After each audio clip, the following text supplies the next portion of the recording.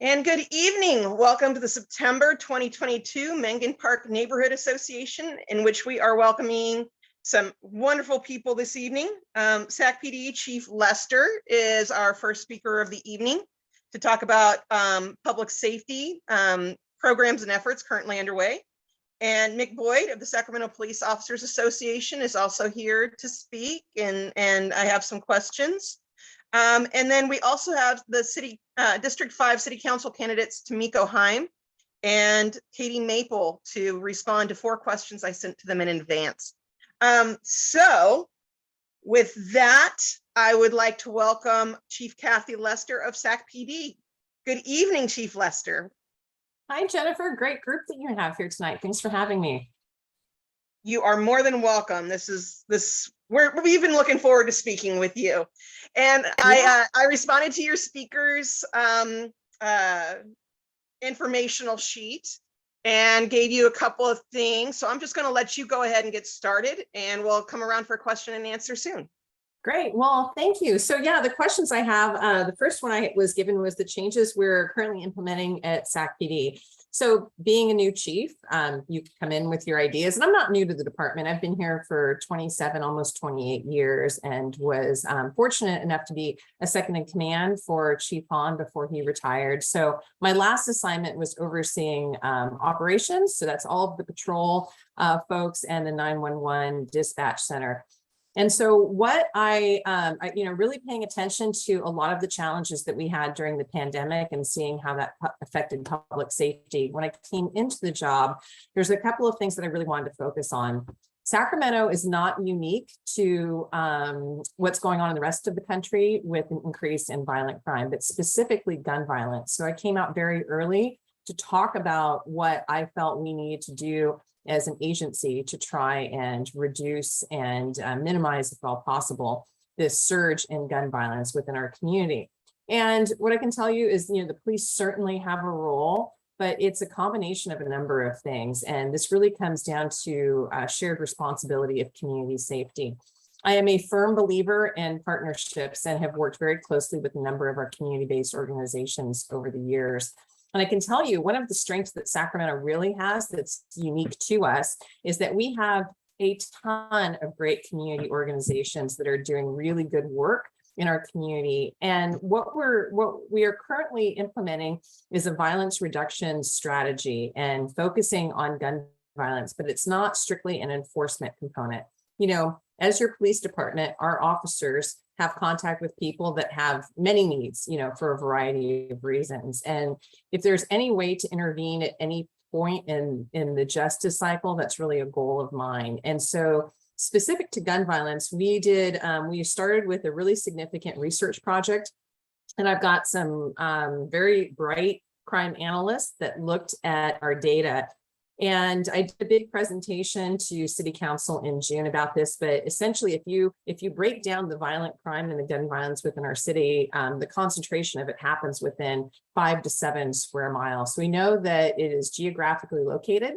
We also know that violent crime is typically perpetrated by a very small group of individuals. And we are finding that on the gun violence piece of it in particular, that we're seeing repeat offenders, people that have been out of custody and maybe haven't gotten the right resources. And we're also finding a really significant connection to domestic violence. And you saw that at the 10th MK shooting when we made the arrest. It was very well known that the suspects in that case had a significant history of domestic violence. So we're also partnering with the Sacramento Family Justice Center that focuses on human trafficking and domestic violence. And we've managed to fund a Weave advocate in our domestic violence unit, as well as expand that.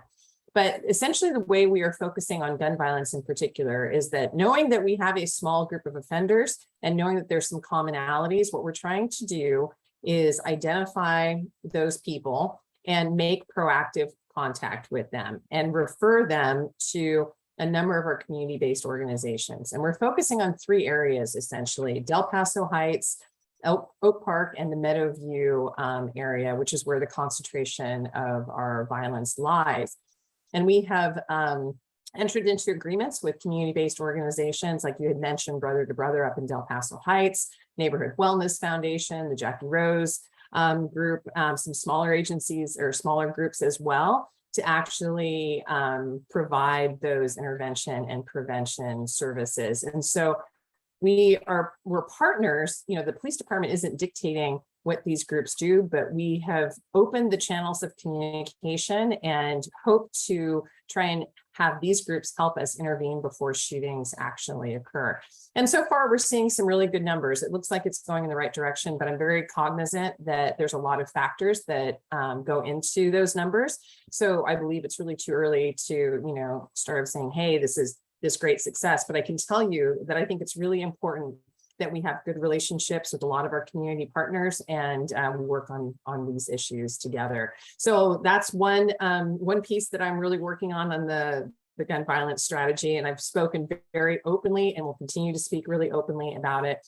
On the violent crime front, it's not just gun violence. It is clearly a priority of mine.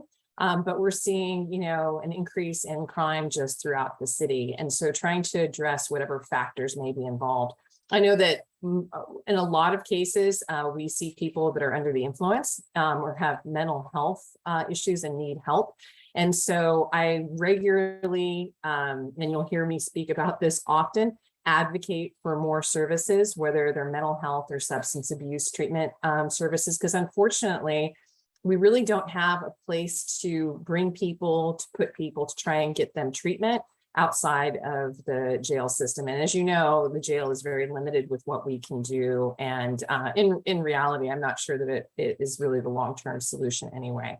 So working with our partners in the county, I can say there's been some great changes at the county in the last 6 months or so. And I'm very happy to see a collaborative partnership with behavioral health and with, you know, the law enforcement agencies in the county. And I feel like we're really moving in the right direction. I feel like they're open to listening to our needs and are trying to do some good things countywide. So you may hear me talk about lots of those things. The other two really kind of initiatives that I'm working on just internally our customer service, because I think that's so important in what we do. We have some great programs, and I can talk to you ad nauseum about all these wonderful things that we do.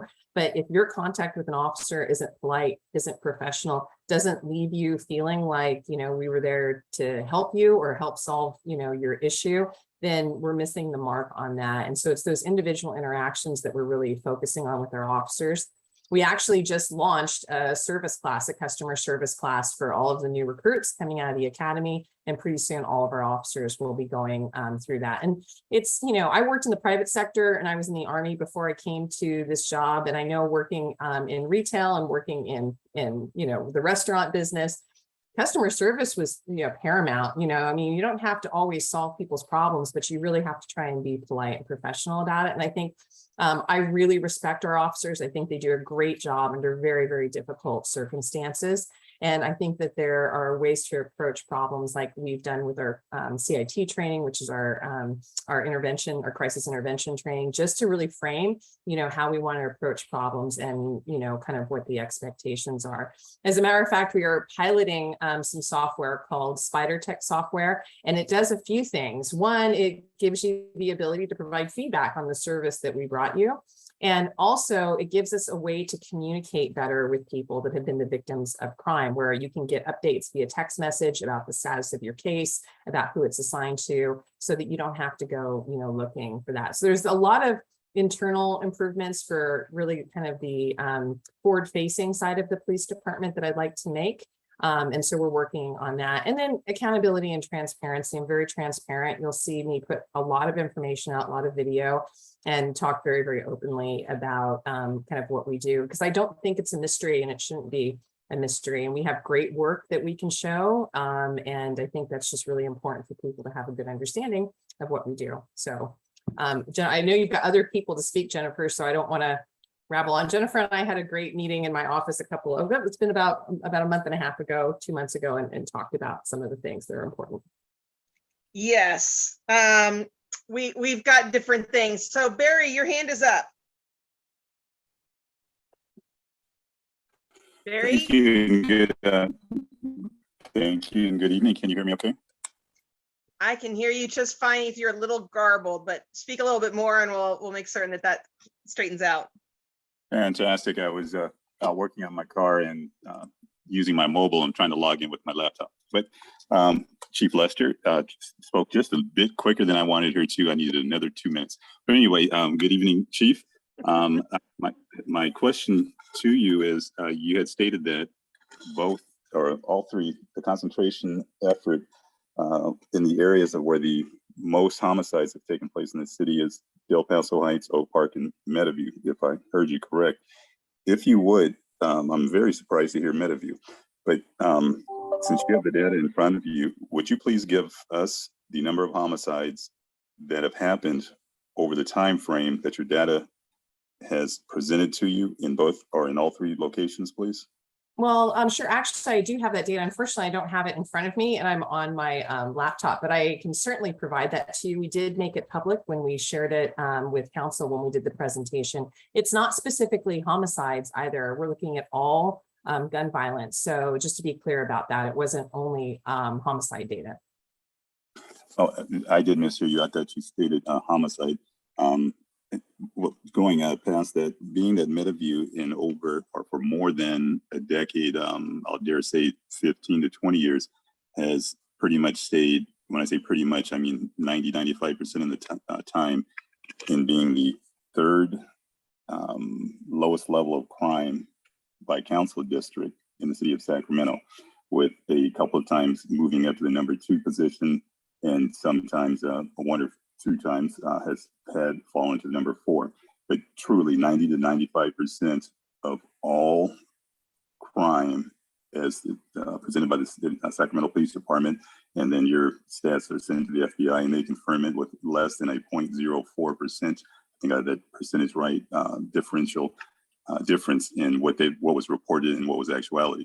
So that's why I am very surprised to hear that Meadowview has been recognized of having this vast amount of gun violence in our community. Not to say that it can't happen, because of course, whenever it happens, just as downtown in that mass shooting, it happened.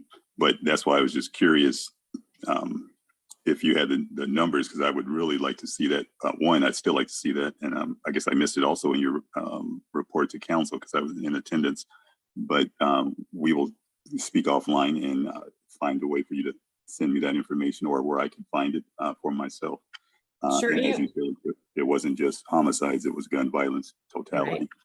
And you actually bring up a really good point. Thank you for actually talking about this. You know, I said in generality, Del Paso Heights, Meadowview, Oak Park, but we find that it's really block to block. It's not the entire neighborhood. And that's something that I want people to understand as well. It's in very specific geographic locations. And when you're talking about, you know, the challenges with urban violence, they need to be outside public places. And so we've been able to drill that data down. If you'd like to go back and look at the presentation, and I know I recognize you and I recognize your name, you have thoughtful comments. So thank you for joining tonight. If you go back to the June 14th council meeting, it was the same day as the budget. It was a really long day of council meetings. And we were on the 10 a.m. calendar along with the Office of Violence Prevention and Youth Development and Workforce Development, and combined all 3 of those presentations because they all tie into one another. But I opened it up and maybe that might be able to answer some of the questions. And I presented a plethora of data during that presentation. I appreciate that. Just in concluding here, I heard you mention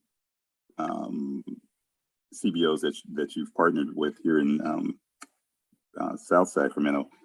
I may have missed the one that you shared that's in District 8, or specifically the Meadowview area neighborhood, but more broad in Council District 8. I didn't hear any CBOs mentioned from our area.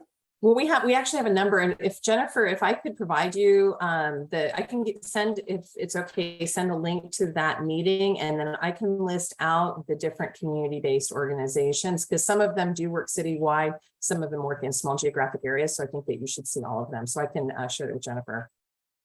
Oh, I Certainly. appreciate that. I'm sorry, Jennifer, 10 seconds. Then, citywide, I thought, again, I misheard you. I was fooling with my car, that you were being specific to each neighborhood where the report is showing the most gun violence. That is what I thought you said in regards to the CBOs and nonprofits that you're partnered with. But with that Rose Family Center, I think that is the name, is actually Council District 5, but one of her Stewart nonprofits is Hooked on Fishing, Not on Violence. Timothy. Yeah, it's Tim Pool's organization. Yeah. Yeah, He we does like, for live- example, we have Impact SAC, and they're a youth organization, and they are city and county wide, but we're having them work specifically in those areas to do essentially 3 things. One, to provide a crisis response when we have a really significant incident or shooting, and help with follow-up in that neighborhood. They're also doing intervention services, which is the bulk of what they're doing. And then if we have, big events, we were having a lot of challenges with kids in Old Sac, for example, last summer. They come out and they work as community, community representatives to help us in those areas. We've been using them downtown pretty extensively this summer. They've also worked at Arn Thermal, Delta Shore. So those are the 3 areas that we're asking them to work in. And then I can share more with Jennifer and list out all of those organizations. And then if you have any more questions, certainly pass them to Jennifer. Thank you again, Chief Lester. I appreciate your time and your responses. Absolutely. And hopefully I'm gonna put you on the spot, but hopefully we may see you out at the South Sac Festival, October 15th. Councilmember Mai Vane's 2nd annual. Again, not putting you on the spot. Sac PD is scheduled to table if in your time, if a perusal through by the chief would not hurt. If again, you are able to, not putting you on the spot, even though it sounds like I'm putting you on the spot. Thank you again.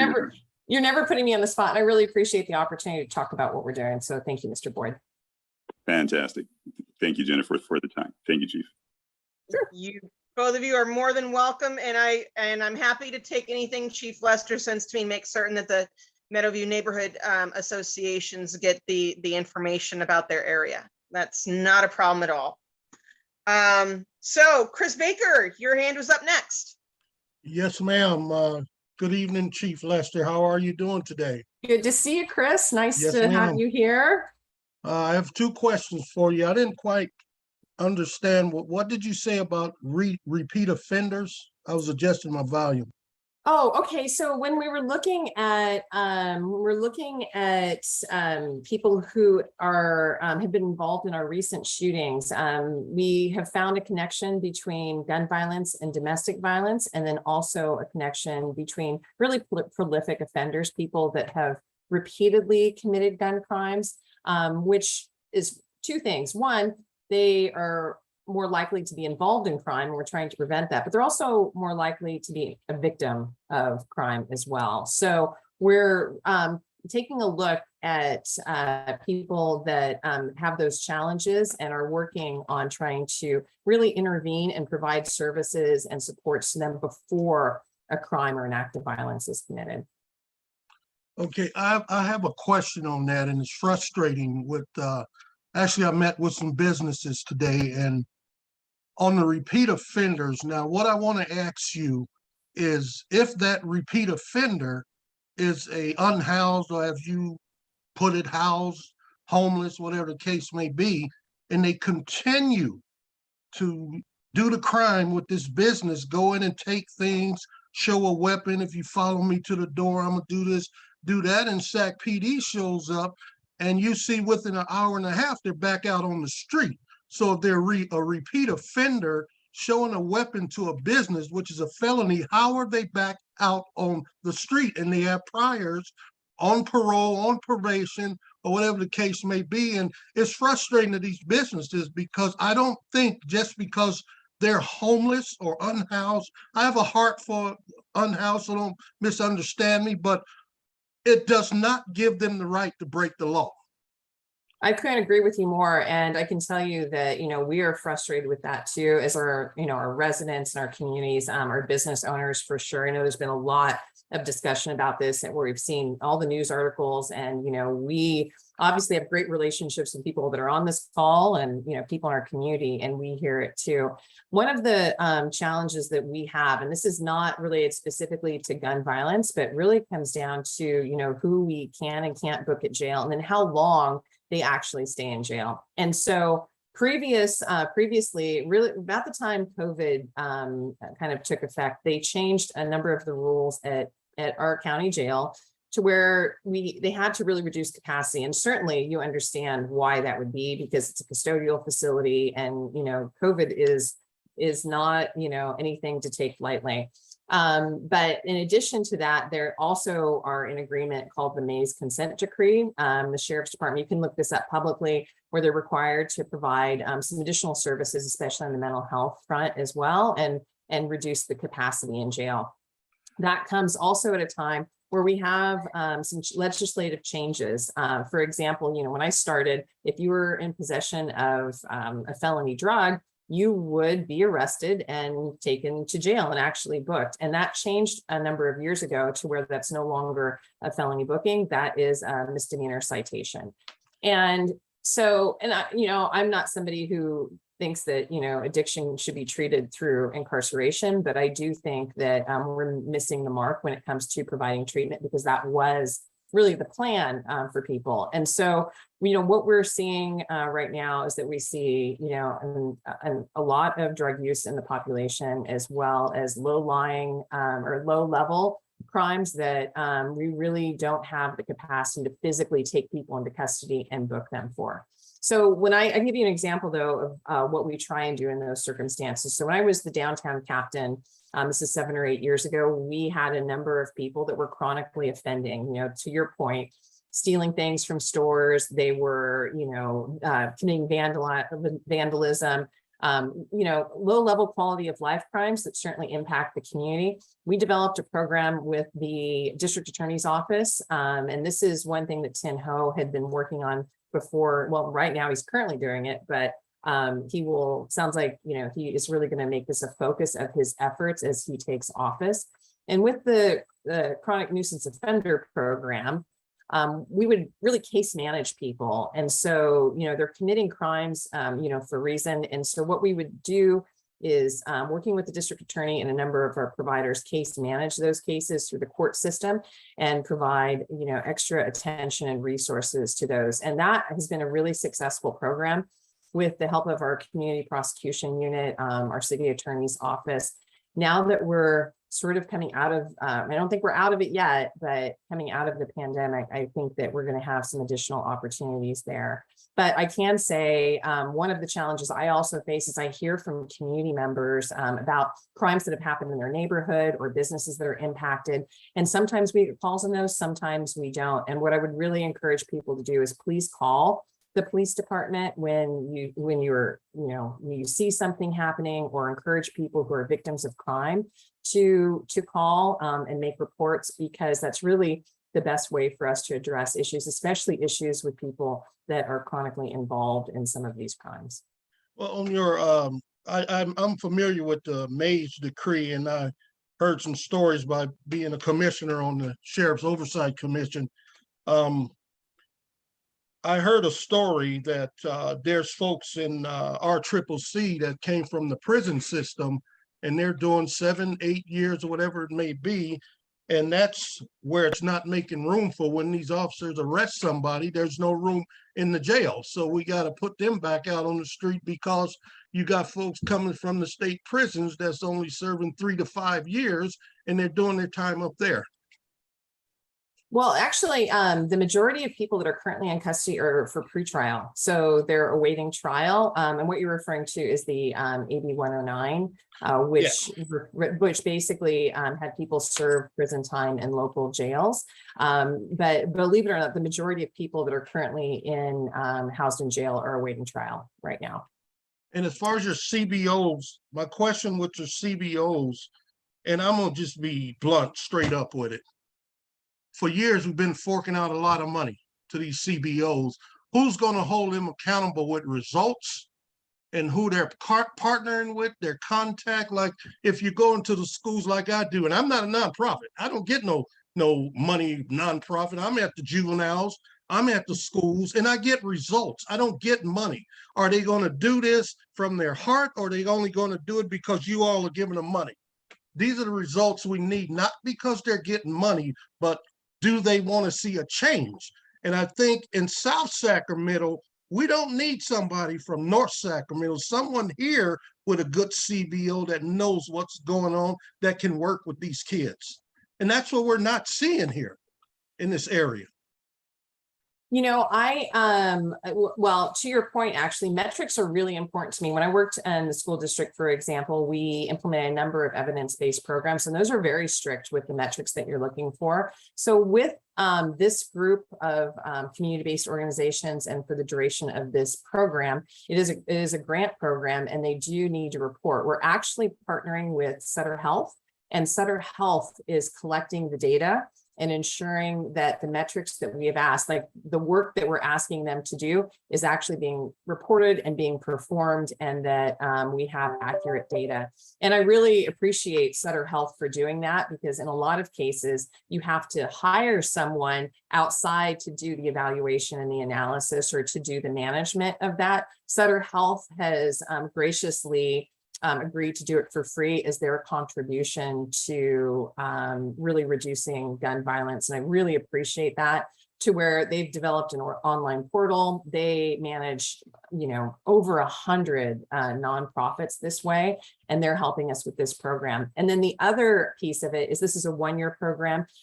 In the future, we hope to open up additional funding, and certainly how community-based organizations perform during this period will affect their ability to get funding moving forward into the future. So we're looking at all of those things, and we actually just completed a number of the contracts and going through and asking those exact questions, and making sure that, you know, that this is public money, that public money is being spent wisely, and we receive, you know, what we're looking for in this. So, and we will at some point in the future be making those results public, because I'm tracking this too. And if we have some wins, which I believe we will, it'd be great to focus on those. And if we have some gaps where we need to change stuff, that's how you do it. So these are, you know, certainly programs that can be redesigned, and you have to be very, I guess, flexible, and let that data drive you and drive your response. Is there I just any saw way Thien Ho came on, and Thien, thanks for joining us. I was just talking about community prosecution, the CNO program, and how you've been a great supporter of those things. Is there any way we can give these businesses some relief? Because I told 2 businesses I'll be on this call tonight, and one of them I work with on a daily basis, getting grocery stores, and we recovered 22 carts, and each one of those carts cost $384. And then when they went around to pick them up, they're told, well, you can't dump the people's stuff out on the ground. Okay, well, if they walked on the property and removed the cart, which is a misdemeanor, and we have a business, a grocery store, that has to do their end of the month evaluation. So when those carts are missing, you're looking at over a total of almost $10,000. So where does the cost go when they have to recoup? It trickles down to the community. So there's a lot of frustration, and I think more can be done to benefit these businesses, to let them know that they're part of the program. Because right now they don't feel like they're getting listened to. And they don't blame Sac PD, they love Sac PD, but they just don't feel like they're being heard. And some here on Mac Road will be, if they do what they say they're going to do, they're going to be closing their doors at the end of November by 4 or 5 of them. Joining us on the call, I don't know if you see him or not, but we've got Captain Dan Monk and Brian Kenny, and I know you work with them regularly. Maybe I could ask you guys to connect, and if we're having issues with specific businesses, that's one of our strengths as a department. You know, we're not a big nameless, faceless sort of department. You know who we are, and have the ability to reach out so we can try and address some of those issues. Well, you allowed your detective sergeant to be that, and she was great out here, but you took her, chief. You took her and made her detective. You have to give people, career opportunities, Chris, for sure. We've got good people. I expect them to move up in the organization for sure. So, all right. Chief. Thank you, Chris. Jennifer, I was scheduled for about 30 minutes. I'm going to need to jump off, but if there's any other questions, maybe I could ask for them to be sent to you and I could follow up with you. I'll certainly follow up with Mr. Boyd's question and get you the link as well as the list of community-based organizations helping us with gun violence. I want to respect your time. I do know I have two people who've had questions for a little bit. I will have them put their questions in the chat. I will grab those, make certain you get them, and I will make certain that they get your answers at another time. Wonderful. Thank you. Well, thank you for coming this evening. It's been a robust conversation. I appreciate all of this great information, and take care through the rest of September and until we meet again. Absolutely. And for everyone on the call, thanks for hearing, what I had to say tonight. I really appreciate it. If you have anything or if you have any needs, please, reach out to either Captain Monk, Brian Kenny, myself. Jennifer's been a great contact, and like I said, we're Sacramento. Everyone kind of knows each other here. So please, if you're having challenges or if you have any ideas or suggestions on, what we can do to help you, please do share. And thank you for having me tonight. And I will also say, Lieutenant Kinney and Captain Monk, if you want to stay on for a minute and continue to kind of address some of these issues from where you are, that is also very much a possibility. And God bless you, Chief Lester. Thank you. Captain Monk or Lieutenant Kinney, would you like to take a minute or two to address any of these? Well, good evening. Not off the top of my head, I apologize. I didn't come prepared with anything. I know you had a full schedule tonight, so I was just here to say hi to everybody and see if there's anything we can help with. I think you all know Brian and I fairly well, and probably almost a majority of you have our cell phone number, so feel free to call or text. Bishop Baker, I am saddened to hear about some of those businesses leaving, so let's reach out and talk and see if we can loop in Phil Knowlton and see what we can do to try and problem solve some of those locations.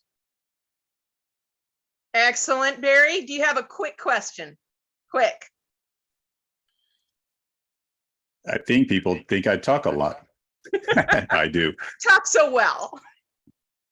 A quick question, Captain Monk, how are you doing this evening? And sorry, I'm going to put you on the spot, but not trying to put you on the spot as I did with Chief Lester.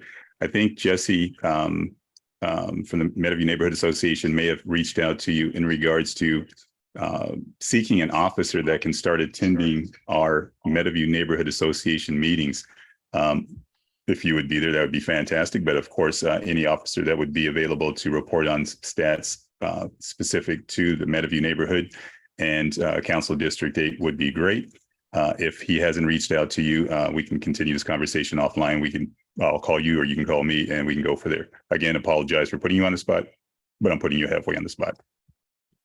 No, I'm glad you brought it up. I was out of the office all last week, so I'm still getting caught up on my emails. So if it was last week, I may not have seen it yet, but we would absolutely love to be there. Absolutely happy to participate with data requests and whatever we can do to partner together.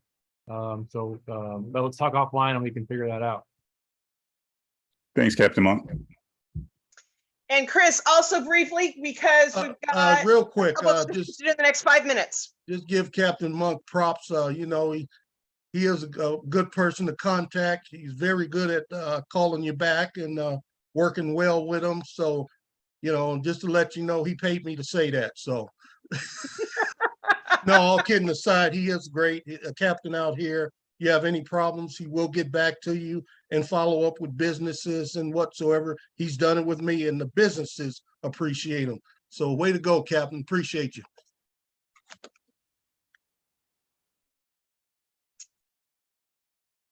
All right, and Lindsay has her hand up, but I don't know how much time Thien has while he's here. Thien, do you want to say a quick hello to us?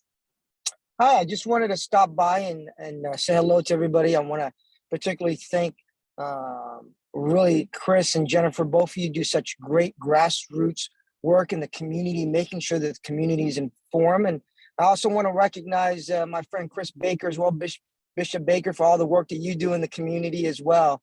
And I know there's plenty of other people on here that do the same as well. And I look forward to really working with everybody in the years to come, and to be able to reach out. And of course, both Brian Kenny and Captain Monk do great public safety work as well. So I just wanted to stop by and say hello, and hopefully I can come back on another day. I'm actually at another event right now, but I wanted to step out from that event, stop by and say hello. Okay, thank you. We appreciate you coming by to say hello, and until we meet again, have a great evening. And Lindsay, you have your hand up, and we've got about 2 minutes left before I want to welcome Mick Boyd. So what's your question, Lindsay? Oh, hey, Jen, it's actually Matt. Oh, that Matt. So Got it. I Hi, don't Matt know. P. She used my phone for Zoom and logged herself in. So sorry about that. Anyways, I just real quick, I wanted to thank Captain Lester, Chief Lester, Captain Monk, Brian Kenny, and I also wanted to share a little bit on what Chris was talking about. For those of you who don't know, and I'll keep this short, I'm recovered addict alcoholic of 25 years.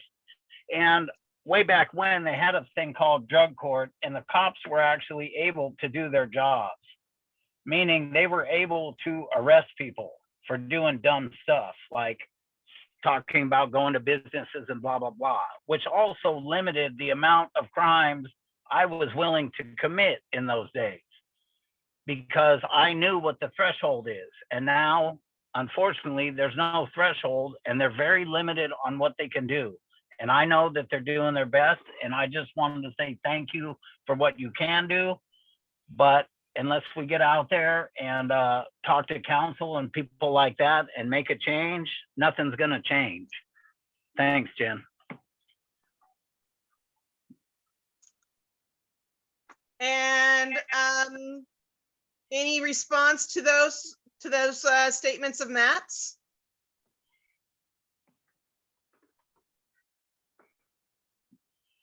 Hey, Jennifer, it's Chris.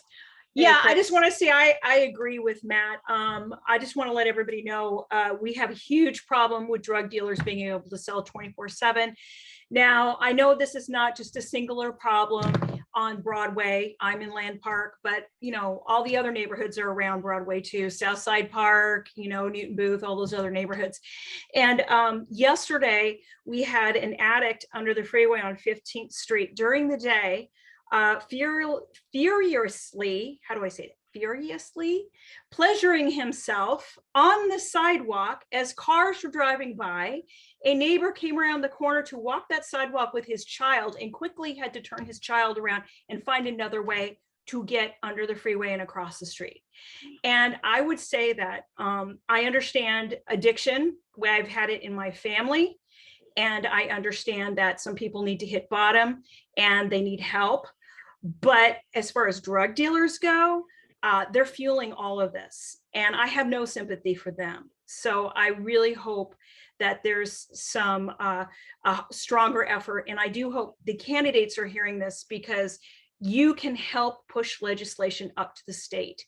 You can start to change things so the officers can do their job and go after the drug dealers who are fueling this. Because I have, like I said, I have people in my own family, and they were not able to get clean until they could be separated from the drug dealers. That's it. That's all I got to say. All right, I think we have all of our hands. Yep, we don't have hands up, so I'm going to say that agenda item 1 is closed with Sac PD and local concerns about crime. And Mick Boyd told me before we started the meeting that he probably didn't need the full 30 minutes. So Mick, thank you so much for ceding some of your time. No worries at all. Yep, welcome to the Mengen Park Neighborhood Association meeting, and talk to us a little bit. I have some questions, but I first wanted to hear what you find important to share with us this evening. Thank you. Thank you very much. And I see Chief Lester's gone, but I'd like to thank her. And Thien Ho, we'd like to thank him also. We look forward to working with him when the changeover at the DA's office happens in January. Well, again, my name is Mick Boyd. I'm the Vice President of the Sacramento Police Officers Association. I'm also a police officer with the city of Sacramento and have been with the city for about 26 years. I'm just going to give you guys kind of a rundown on the SPOA and what we do.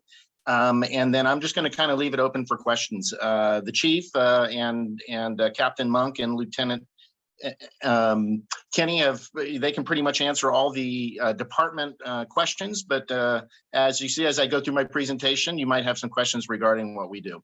So the SPOA was founded in 1969, and we are the recognized bargaining unit for the city of Sacramento. Our board of directors is made up entirely of SPOA members, and they're elected to 2-year cycles. We currently have 8 members that are sworn police officers and 2 members that are civilians. So who we represent is the police officers, police sergeants, dispatchers who are non-sworn, community service officers, park rangers who are non-sworn, and then our reserves and retirees. The mission statement of the Sacramento Police Officers Association is to aggressively advocate for the rights of memberships, negotiate fair and equitable labor agreements for the membership, promote a positive law enforcement image, provide fraternal services and benefits to members and their families, and support the efficiency of the Sacramento Police Department and the general well-being of our community. So I'll kind of go into a little bit of those to kind of tell you what each of those means and what we do with them. The first one, aggressively advocate for rights of our membership. That's political, basically. So local politics has a tremendous impact on our department and how we operate. The SPOA is active in local politics and believe that political advocacy is very important. We support candidates and ballot measures that we believe help reduce crime, increase public safety, and give our membership a safe and rewarding career environment to serve the community. Currently, we are backing political candidates and measures, and as this group in D5, we are supporting Tamiko Heim, and in the city, we're supporting Measure O, and that is the official name is the Emergency Shelter and Enforcement Act. The second bit, negotiate fair and equitable labor agreements. We believe that having a competitive contract and a safe working environment will attract the best candidates to the city and also keep those best candidates here. One of the biggest issues that we face today, due in large part to the negative media that law enforcement has received over the last few years, is interest in the job. And really the problems down the line that this is going to present are somewhat immeasurable because we haven't had this effect yet. And what I mean is last year, or we'll take it 3 or 4 years ago this time, we'd get about 3,500 applicants per year to fill our academy. Now we're running at about 500 applicants. So you can see the pool has diminished significantly. 2 reasons for that. One is obviously incredibly bad press, and we had been getting beat up on the last few years. And the other one is that everybody's hiring, so everybody's kind of run into the same problem with candidates. We are currently approximately 75 positions short in the sworn division, with 6 sergeant positions short. So overall, that's about a 10% shortage within the sworn capacity of the department. Even more problematic is in our communication center. Our dispatchers, they're running about 30% below staffing, so they're overworked, and forced overtime is just unbelievable right now.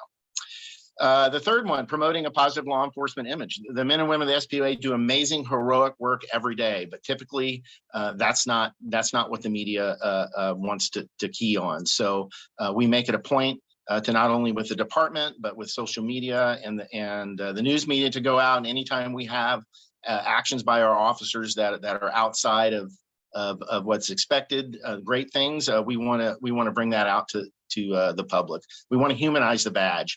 I'm a dad, all those things. We have all the same problems that everybody else in the community has, and we're just like everybody else. Number 4 on the list was provide fraternal services and benefits. We provide services to our members to help with insurance and whatnot, but that's more of an internal thing. And then lastly, what I think is one of the most important is support the efficiency of the Sacramento Police Department and the general well-being of the community. That's what we're here to do. We're here to serve the community. We support general orders, rules, procedures, and laws that create an efficient and fair working atmosphere with the main goal of providing a safe and clean community where we work and where we live. Some of the ways that we can do that is we can reach out. I've heard a lot of talk about community-based organizations. We have a 501c3 here at Sac PD. I'm sorry, at SacPOA, that we actively go out and assist the community. We give out college scholarships to high school students.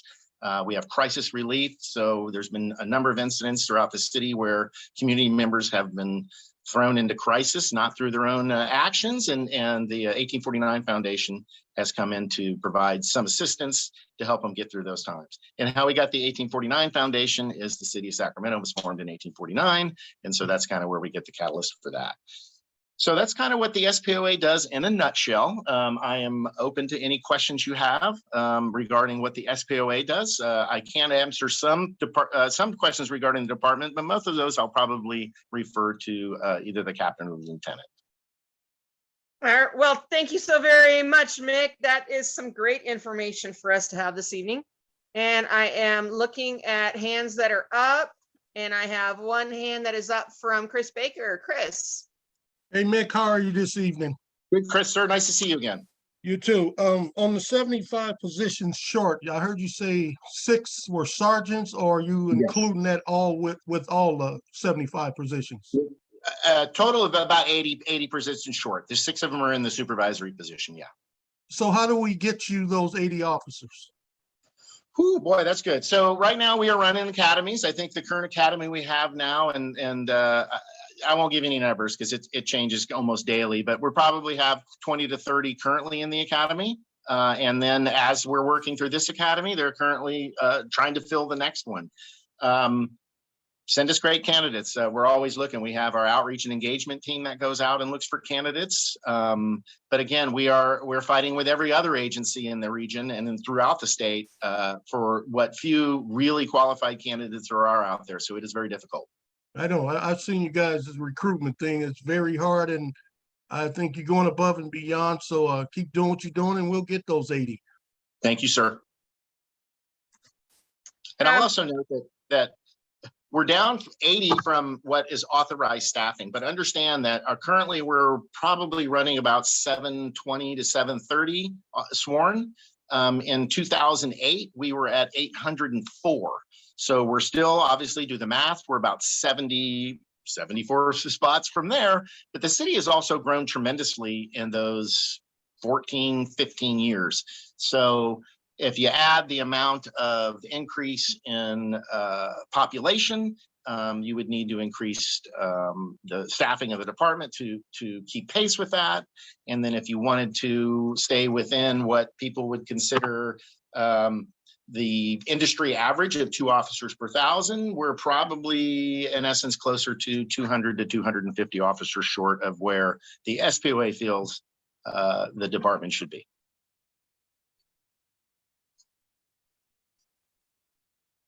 Does that take care of your question? Yes. Excellent. And we have 5 minutes left. So Jeff, you have your hand up. Yeah, hi, this is Jeff Lideker. I got a quick question for Mick. It's an easy one. Yes, sir. And, thanks for representing our police officers. Obviously, super important part of the city function. You mentioned that there was a couple positions open that were non-sworn, like, dispatch and these types of things, or maybe they're sworn as well. I don't know. Maybe could you talk about some of those other positions that are open and what are the qualifications of people looking for? Absolutely. Well, the one that I was referring to in our communication center, dispatchers, and yes, they are civilians, they're not sworn personnel. And we're currently running 30% below staffing. So it's a difficult job. God bless them for what they do. And really it's again, part of that contract negotiation thing is we need to make it to where people want to come here. And sometimes paying benefits are what drives that. We're a very, very, very busy department. So when people come here to work, they're going to work. They're not going to be in, you know, I'm not disparaging Roseville or other agencies, but ones where they do not have the sheer volume of calls that we have. So a lot of folks will come here, they will be overworked and then leave. And so obviously when you're understaffed, you're doubly overworking everybody. So it's a challenge. We're currently working with the department to try to find ways to better fill those spots.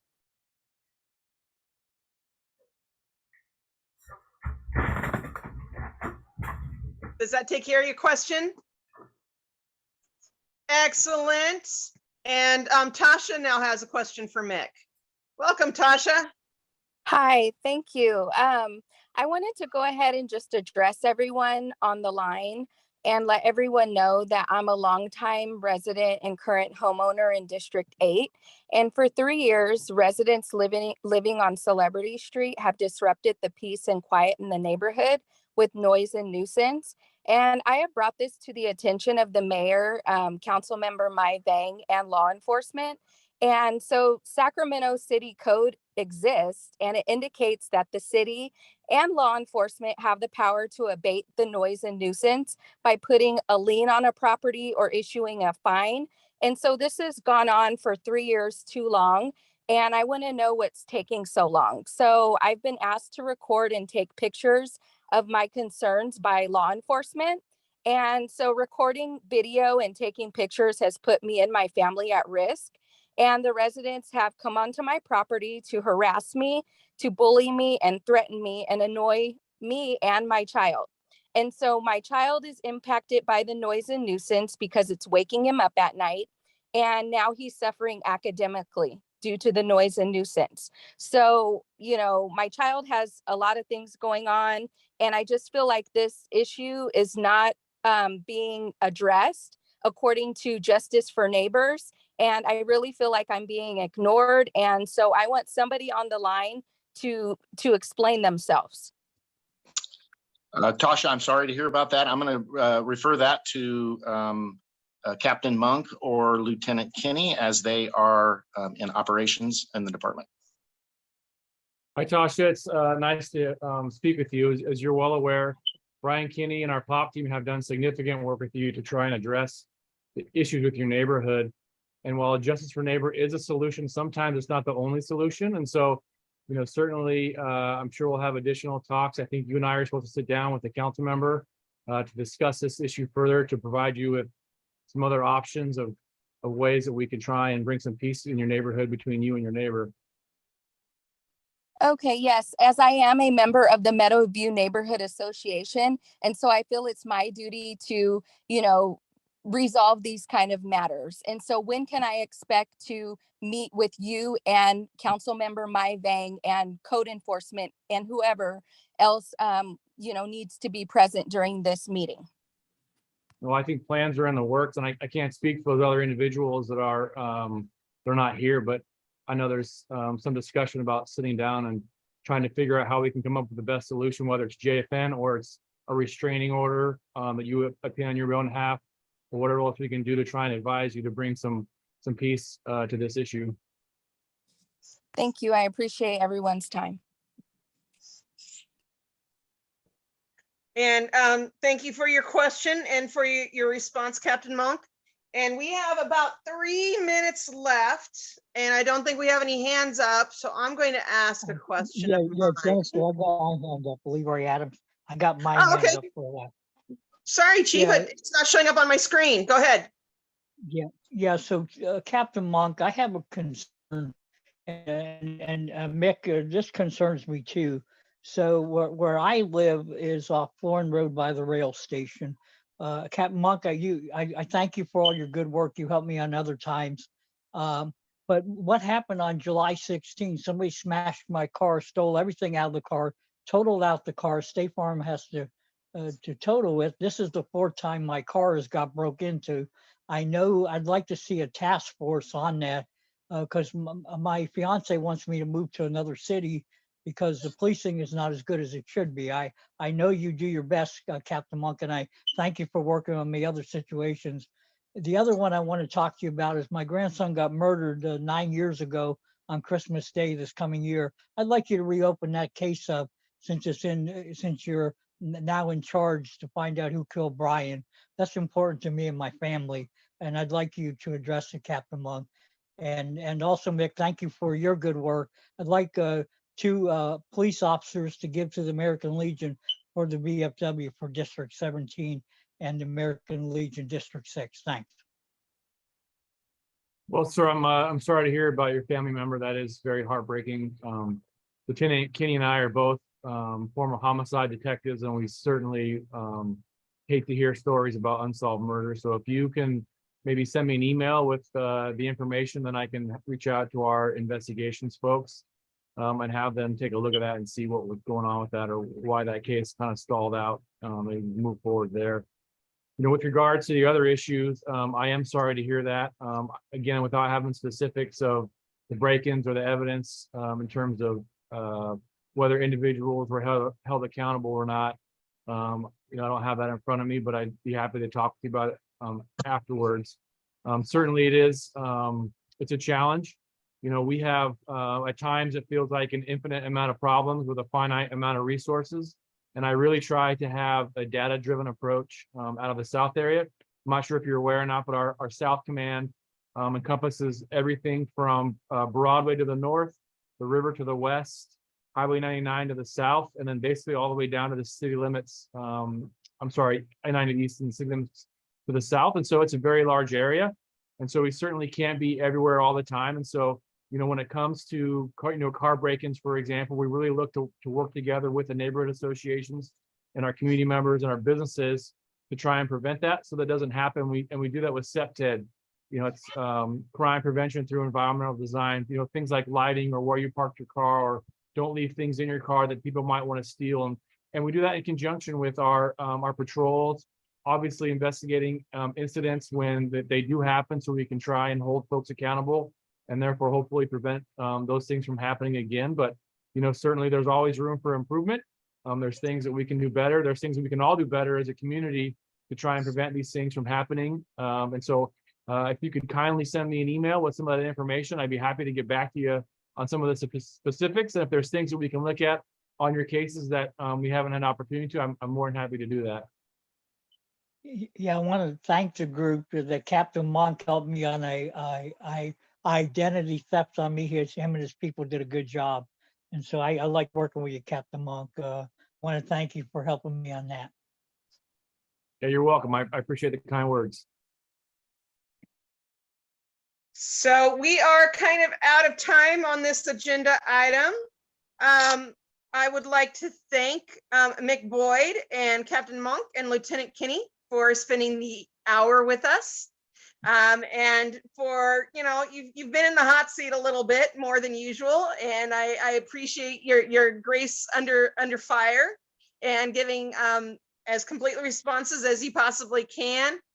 Barry, I really do need to move on. How important is this one? 30 seconds. Mick, I was just wondering, Irish or Scott? Both. Thank you, sir. And Jennifer, you can share my email with everybody. Anybody has any questions? Again, I can't do much on the operation side as far as, you know, response times for calls for service, but any of the other stuff, I'd be more than happy to answer questions and help people out. So please hand out my my email. Thank you, everybody. Absolutely, can do, will do, and thank you all for being here this evening with us. All of you are welcome to stay if you so wish. There's no one kicking you out. This is a public meeting. We appreciate having you here for this hour, and we hope you have a great evening if you do choose to leave us. So thank you again. And before we start agenda item number 3, I would like to make just a little statement, since we still have something like 21 people here. It might soon be like 18, but we're doing really well here in numbers. After our next agenda item, which is City Council District 5 candidates, Tamiko, Heim, and Caity Maple. after they have their agenda item, I've got some things that I think will be really important to share with everybody here at the meeting. That will happen probably around 7:30. So I hope people can stay after 7:30 to talk about some, some ideas I have for voter engagement in the upcoming election. Not particular positions, but some good information about engaging our neighborhoods and the people around us in the upcoming election. So hope you will stick around after this next agenda item. Katie Maple and Tamiko Heim, hello and welcome, and thank you so much for rearranging your schedules to come and join us this evening. Hello, thanks for me. How you doing? Hello, Katie. Hello, Tamiko. So I sent you a list of four questions with one wrap-up question at the end.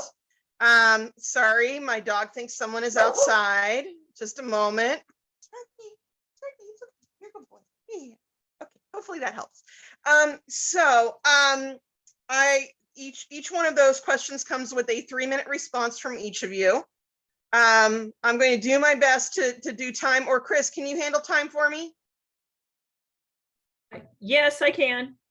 Oh, that would be lovely. Yes, Okay, please. what do you need? Just to like tell me what kind of time or 3 minutes per candidate per question. got it. Okay. All right, so these two fabulous ladies are both running for City Council District 5. And as this is a Mangan Park meeting, the 4 questions that I sent them, 2 of them have a very definite Mangan Park kind of flair, but 2 of them are broader kinds of questions. So I think we'll also do an alternating start. So like on the odd numbers, Tamiko will go first, and on the even numbers, Katie will go first. And 3 minutes each candidate, and no, nobody's talking at the same time. So everybody clear, comfortable, ready to go? Oh, you're just starting with the questions and that's it? Do you want to, well, because you've got the 1-minute wrap up. You Okay. just want to talk about yourself for a minute, about yourself, not your platforms or anything, but where you're from, what your interest in the city council is, like go ahead in a minute that way. And you want that in the beginning, if that's okay, or at the end? Whatever works. Hey, Jennifer. Okay, so this is what it sounds like. Each person, Tamiko and Katie, will have 1 minute to just explain who they are, how they got to where they're running, and why that's important to them. Right, Jennifer? And then after that, Jennifer will ask the question, and when she's done with the question, each one of you will get 3 minutes to answer it. Is that correct, Jennifer? Correct. Great. Okay. Does that, will that work, Tamiko? Sounds good to me. Okay. All right. Well, I'm actually gonna go ahead and say, Katie, you can go ahead with your 1-minute introduction. Hello and welcome, and then we'll have Tamiko introduce herself. That works for me. And if it's okay with you all, I'm going to turn my video off because my internet has been horrible, and I'm sure you guys know what that's like. So hopefully it'll help. So hi, everyone. Thank you so much for having me here and for making the time to participate and learning more about candidates. I know there's a lot of things you probably want to do on a Monday night other than be on a Zoom, but I really appreciate you being here. My name is Katie Maple, and I'm a candidate for Sacramento City Council here in District 5. And in just a few weeks, it will be a whole 2 years that I've been on the campaign trail. So I've now had the opportunity to knock on thousands of doors, talk to community leaders, nonprofits, small businesses, and residents all over the district to really learn about the issues that are most important. And then my commitment is always to put those voices first. And that's a big part of the reason why I'm running. So I was serving as the vice president on the Oak Park Neighborhood Association when I first decided to run for office. And I did so because I was really frustrated. I looked around at all the issues in our city, the tents lining our streets, the housing supply, the rising prices of rent, and then my community really struggling to make ends meet. So I'm a small business owner, a substitute teacher, and a nonprofit director with years of experience doing work on the ground. So thank you for having me here. And thank you for Great joining job. us. Tamiko, your minute. All righty. Thank you guys for inviting me. My name is Tamiko Heim. I'm running for City Council for District 5. Really, I was born and raised in Sacramento. I hit the ground running in towards the end of February, I decided to run for city council because I truly believe in community and being community led. What made me run was because just some of my neighbors and how we combined our efforts together to push the city forward and to do things like get crosswalks across Sutterville Road. What I can bring to the table is I've been with state service for the last 20 years. I have a lot of experience in human resources and budgets. And I also have experience in working with community-based organizations that get things done in this city. I worked in a community-based organization called Black Child Legacy Campaign, where for 2 years in this city, we had no child death. So I am here to represent you in the community. Great job, guys. Well, thank you very much for those fine introductions. It sounds like both of you are doing quite a bit of this these days, and you're well prepared. So to go ahead and start with the questions, and this one is one of the questions that's for the wider audience. I think most people in Sacramento will be interested in these answers. Many residents of District 5, including Mangan Park, are concerned about public safety in their area. If you are elected to represent District 5 in the City Council, please describe the types of strategies and policies you will support to improve public safety in Sacramento, and which types of strategies and policies will you not support?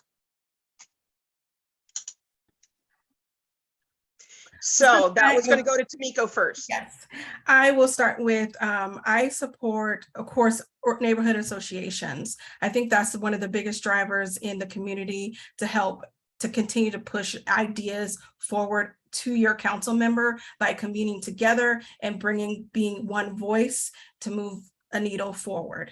I also support things like preventative actions like Measure L, and I support youth programming. Youth programming keeps kids busy, keeps them doing things so that they're not creating crime. Activities in the streets like the Peace Walk. I'm one of the people who started the Oak Park Peace Walk, and I would hope to expand that through to other areas to make sure that you have more visibility on your streets with your neighbors, with some PD if possible. I've been walking weekly with the current Oak Park Peace Walk, and I've seen how the neighbors are touched by that real activity and that real attention just by getting to know some of the police that are on the streets right now. Other things I am also for are community watch neighborhoods. Maybe we can partner with PD and have some of those community service officers help you guys strategize how to create community watch programs. My grandparents in Golf Course Terrace, they used to have what did they call neighborhood post watch ones on each block in the area. So if something happened, you would report it to that post person, and they would reach out to all the community members in that district.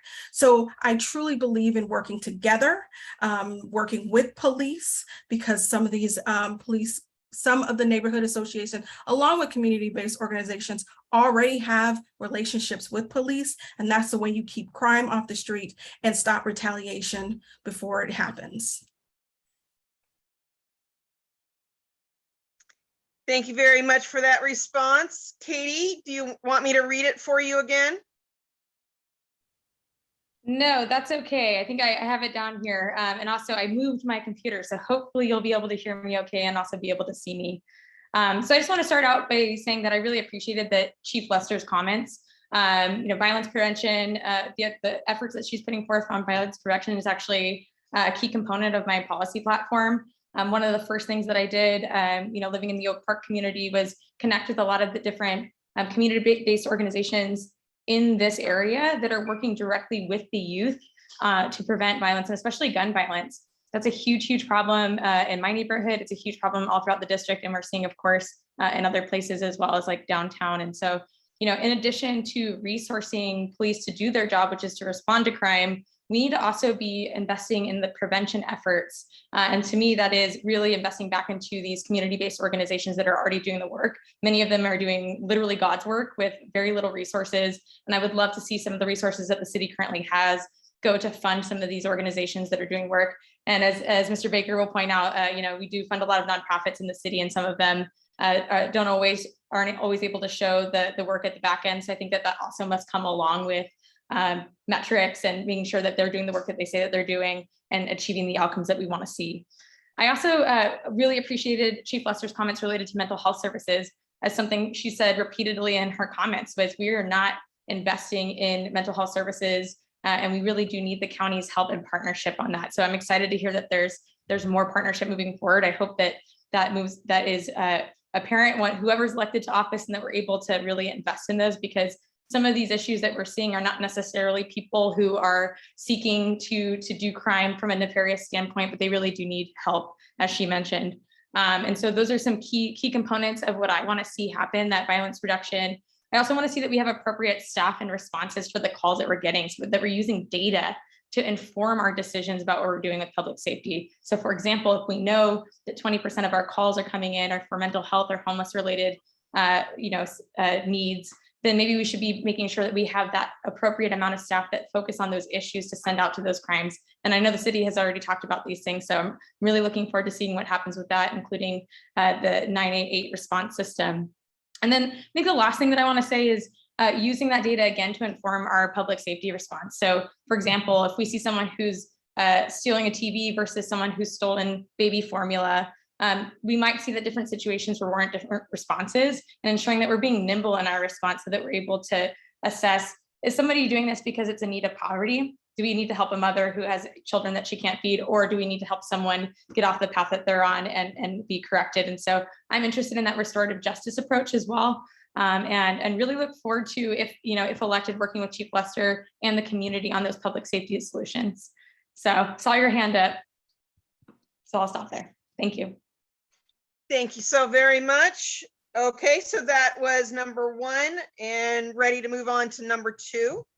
Caity, this one's going to go to you first. The former city tree nursery has been a vacant city property in Mangan Park for more than a decade and has been creating public safety problems for area residents.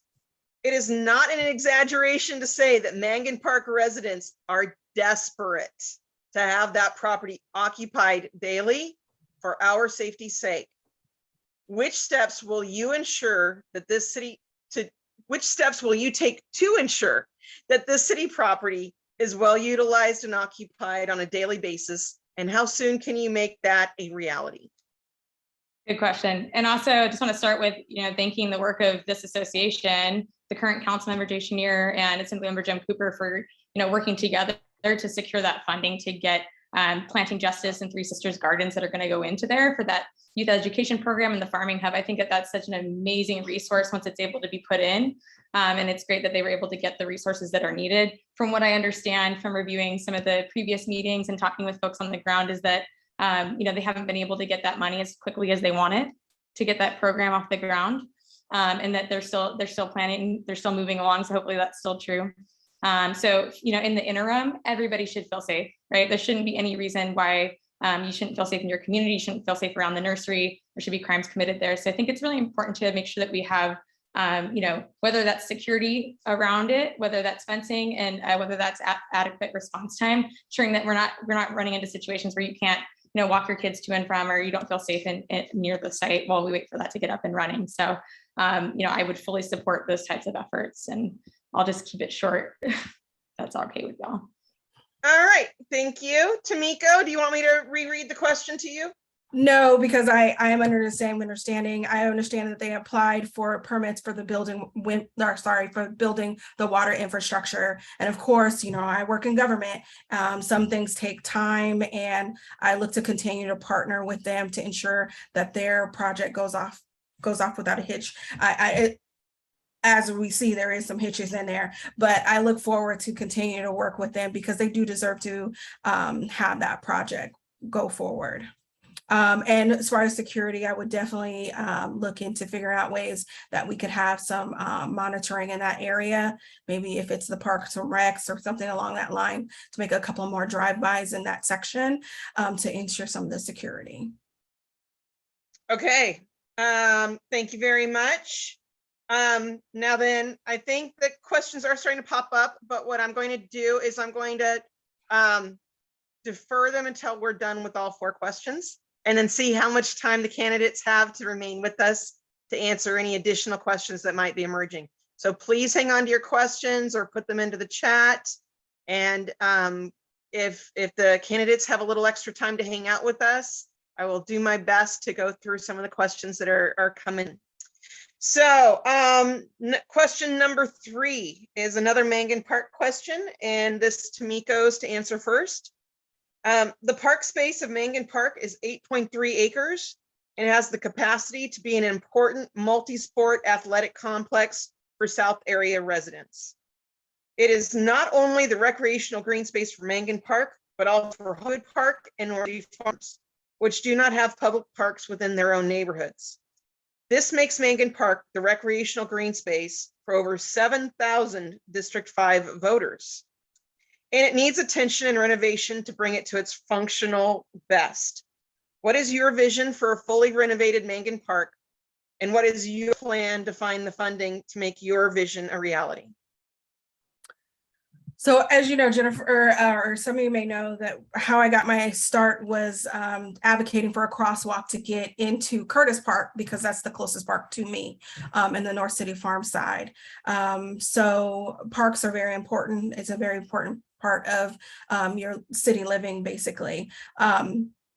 I do know that we all had an opportunity in this area to put in our inputs on how to increase that, or how to build, or how to add on to that Mangan Park space.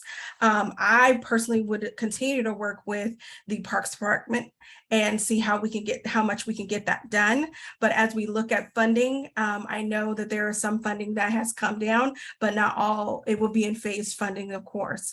But as some of you may not know, I'm the Active Transportation Commissioner, and one of the things that I did on that commission was develop an equity statement, and I believe parks should have the same type of thing as when we need to look at an equity statement, because we have a lot of parks, and I think we talk about it later on in one of the other questions, that needs serious investment. So even though I would love to do all the bells and whistles for Mangan Park, but I do believe that we have a lot of parks that need some type of investment that may be older than Mangan Park. But I definitely know that I would continue to work with the Parks Department to make sure we get some of that investment done in that park. Thank you very much. Katie, would you like me to reread the question for you? No, that's okay. Thank you. So I just want to say I was really happy to serve burgers at the Mangan Park's pool grand reopening and just see everybody there. It's such a beautiful, like, resurfaced, glory of a pool, and it was great to see all the kids out there. So I'm glad to see that. But I also know that there's still a lot of renovations that the community would like to see done, that I've heard as I've knocked on doors and talked with people, including things like upgrading the playground and the basketball courts, reorienting archery range, installing new signage, and even maybe a walking path. I know you mentioned that, Jen, as well. And so I think it's really crucial that we continue to work with our parks commissioners and also make sure that we're meeting those goals in the parks master plan, right? So like, we put together this document. It's not just for, of course, Mangan Park, it's parks all over the city. A lot of those goals haven't been met, and a lot of that's due to funding, and a lot of that's due to just delays at the city level, but we have to keep pushing and working together as a community to get that done. And that also includes working with our partners in the state legislature and Congress to secure that funding to actually do the work, right? So a little bit of that's been done, but that's why I think it's really important to maintain those relationships, make sure that we're pushing. I do have a background in advocacy. I used to work in the state legislature, got a lot of relationships in that building, and I'm really eager to actually utilize some of those to bring dollars back to the city of Sacramento and back to District 5 to get this work done. And one of the other ideas that I thought of is, I think it'd be great to convene a community ad hoc committee to make sure that we're always meeting what the community needs with what our plan is, because that can change over time, right? You have new residents that move in, people who move out, people who grow up, and so on. And I would just love to make sure that we're not just always staying with a static plan, that it's a living document and it's something that we can continue to work off and build. So that's what I would like to see done. Thank you very much. I see hands. We're going to hold hands until the end. So we are at our last question. And this one is a D5 equity and inclusion sorts of questions. So I'm gonna bust out of just looking out for Mangan Park and looking out for my nearby neighbors in District 5. So it's a little bit of a setup, Katie. You've had a chance to read it, but I'm gonna read the whole thing into the record so people know. Other parks in District 5 are even more poorly supported than Mangan Park. For example, the 6.3 acre Woodbine Park hasn't been watered all summer. A Woodbine football team that tried practicing there found the grass was so dry, it was closer to a Brillo pad than grass. Their elbows got scraped if they dove for the ball or tripped on a rough patch. They were forced to drive team members out of their neighborhood to have a place to practice safely. The trees of Woodbine Park started losing their leaves in August due to the dryness of the soil, and there was no one to blow or remove the leaves for weeks, making Woodbine Park a tinderbox ready to burn at the first spark from a homeless cooking fire, which is happening in all of our parks. The recently passed housing density and floor area ratio maps indicate that some parts of Woodbine can now be redeveloped with a much denser population, with the parcels near the mixed use corridors, commercial corridors, eligible to be redeveloped with a floor area ratio of 5. That means, you know, there's supposed to be a height limit, but that's roughly speaking 5 stories tall. In the now past housing elements vacant and underutilized parcel inventory, 2 adjacent parcels on Indian Lane and Woodbine with a combined acreage of 9.5 acres, currently serving as light rail station parking lots, are discussed as being zoned for 100 to 150 units per acre. That would mean that approximately 300 to 450 people per acre could live there. Given this much potential increase in the population of the 0.525 square miles, Woodbine's only a half square mile of Woodbine, the size of Woodbine Park, which is 6.3 acres, is likely to be inadequate to meet the recreational green space needs for Woodbine residents, even if it is watered. Which steps will you take to ensure that all low resource neighborhoods like Woodbine get the city resources they need for residents to be safe, healthy, and with walkable access to sufficient, well-maintained green spaces to accommodate an increasingly dense and carless population? I go first, right? Or I go back? Okay, I just want to make sure I didn't get out of order. First of all, I just want to say thank you for the incredibly detailed answer or question, and for doing your research on that. I've actually learned, I don't know if you know this, Jennifer, but I've learned so much from you from reading your emails over the years and like just watching you at the meetings. You really do your homework, and I appreciate it because you have informed me. So I'll just start from a basic overview and priorities, right? So we're in a drought, of course. Everybody knows this. We hear it all the time. And so it's really important that we are judicious with our water usage overall, all throughout the city. But with that said, and this is another reason why I really decided to run for office as well, is it's very clear where there is inequity in the city around resources like parks. For example, if you go into some higher resource neighborhoods like Curtis Park, like Land Park, like East Sacramento, you will see that there are lush green grasses, there are trees that are watered, there are bathrooms that are open and clean, and that there's generally a great environment for people to benefit from those spaces. So I believe that public green spaces should be a top priority. They bring a lot of value to our communities and especially to our youth. As someone who's in the classroom often, I can tell you that it's important that kids have places like this to go, especially when, you know, we've gone through 3 years of COVID and a lot of students have really suffered from their social emotional learning. They need these spaces, they need places to play, and they need to be safe. So it's my priority to work to make sure that all of our parks have the same treatment, regardless of where they are, and to especially focus our resources and energy on the places where it has not been focused in the last, you know, couple of decades at least. So that's places like Woodbine and Mangan Park, and, you know, especially as you go to the south area of the district. And so I want to make sure that we're doing that.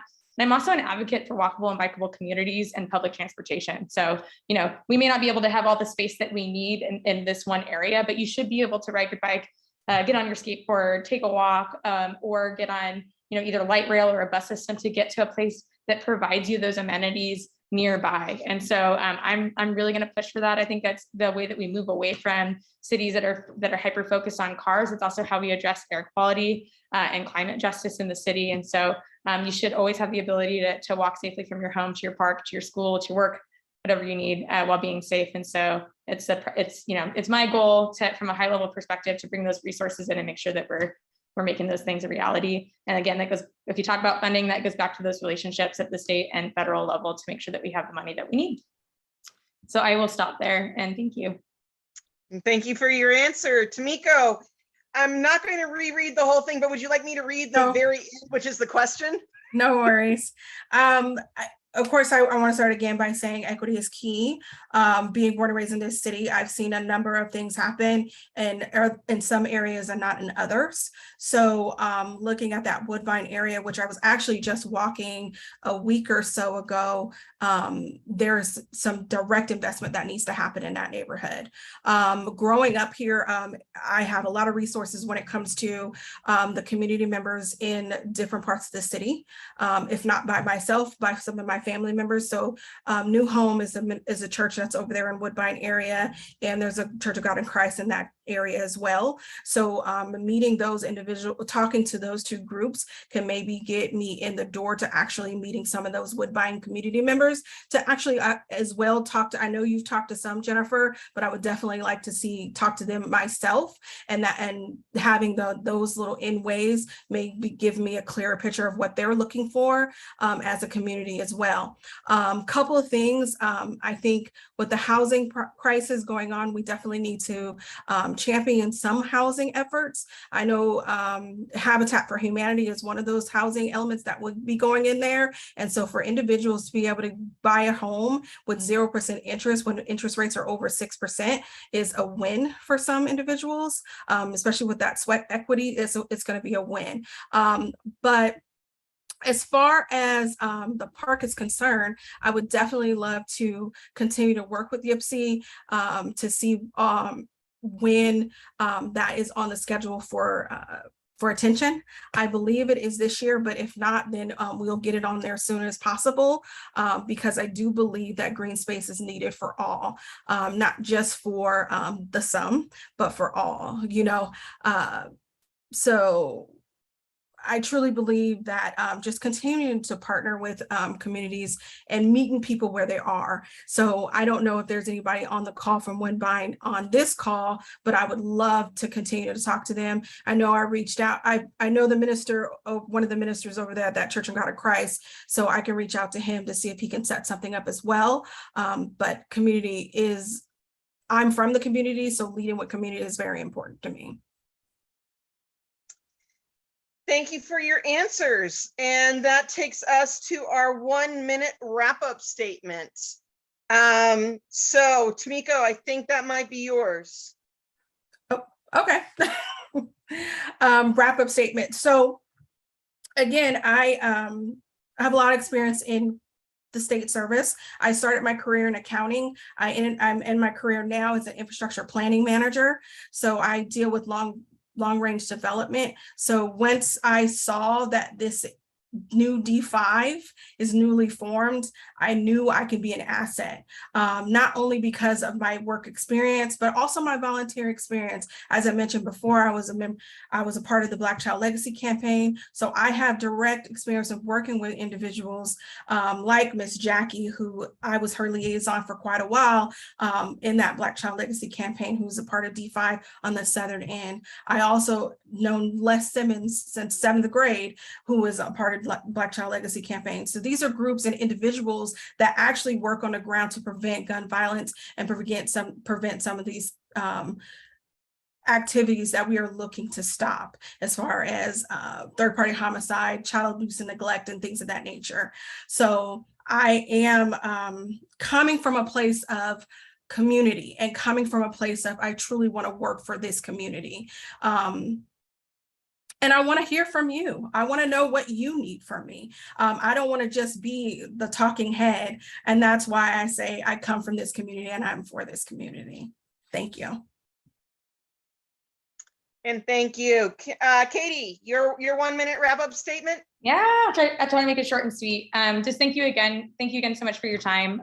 You know, I've going on the campaign trail for these 2 years has been such an eye-opening experience, and it's really allowed me the opportunity to meet and talk with so many folks and learn what the issues are. And so I'm just really glad that we've been able to do that. And we recently launched our new deal for District 5, and for me, this is building a platform that's based off of what the community has said and what the community needs. And for me, that is fighting for thousands of new units of affordable housing. That's what I'm hearing from folks, fighting for those collaborative solutions to end homelessness. I've written on this. I'm not going to belabor it because I don't have enough time, but I'd be happy to talk with any of you one-on-one on my plan to end homelessness in Sacramento. Partnering with those community organizations to reduce gun violence, which you've already talked about. It's a huge, huge concern. And then things like bringing apprenticeship programs in. I'm really proud to be endorsed by a lot of the trade unions so that we can bring high quality jobs that pay well to this community. It's a big concern. There's many people struggling making less than $20,000 a year in certain neighborhoods in this district. And lastly, supporting small businesses. I'm a small business owner myself, and I've worked in and around the business community for years. And I just think that we need to support those businesses and allow them to be successful in our community. So thank you for your time. And I do have a few minutes to answer questions, but I might need to hop off in about 7 to 10 minutes. Well, thank you very much for the answer. And thank you for saying you have 7 to 10 extra minutes. Tamiko, do you have 7 to 10 extra minutes? I got time for you. Oh, God bless you both. Thank you, because we do have hands up. Let me see here. I got 2. So here's the thing. Your question cannot be one of my big Mongo questions. Your question has to be limited to 2 sentences, and both ladies will have 1 minute to answer it, and that's it, okay? Because we got 3 to 4 questions, and we've got 10 minutes before we're going to use them. So everything has to be kept brief, but let's see how much we get through. Barry, your question. Thank you, Jennifer, and good evening to both ladies and candidates.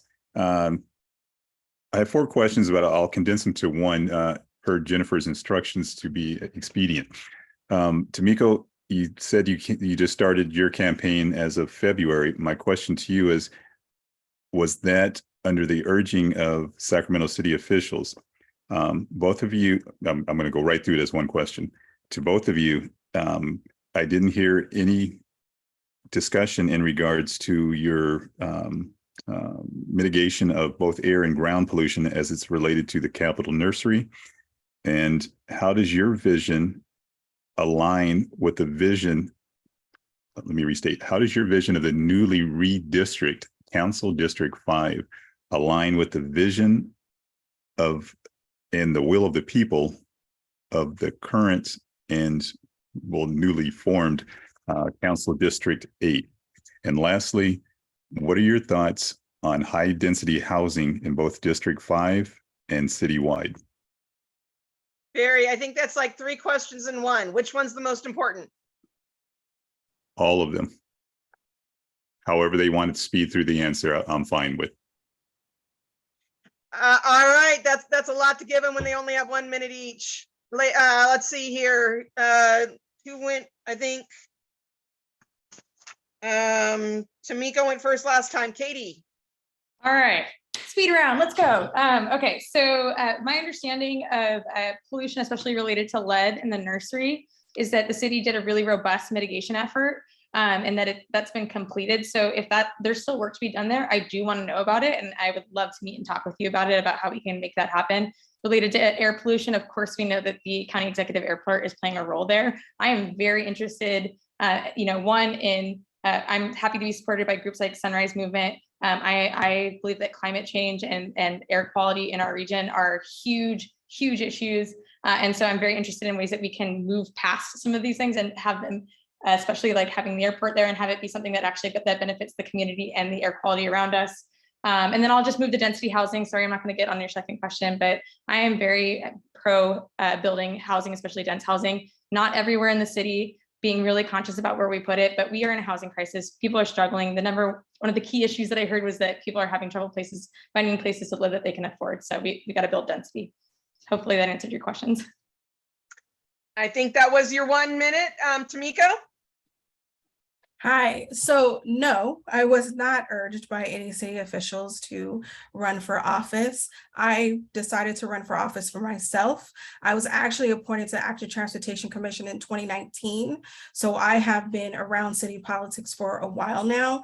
And when I saw the reorg of the district, and because I currently and have always had relationships throughout the area, the new district seemed something that I should get involved in because I have those relationships with individuals throughout the district. I feel that my work in different areas, Black Child Legacy Campaign, SWAG, Sacramento Women Achieving Greatness, where I talk about women and their financial stability and talk about women and working with women in Planned Parenthood to ensure that women have their voice. All those things have been centered around Sacramento, and it's very important to me that people are heard. Density is one of those things that I think should be okay. In my area, North City Farms, we have room to add space because we have large lots, but not in every section. Sorry, I saw my time.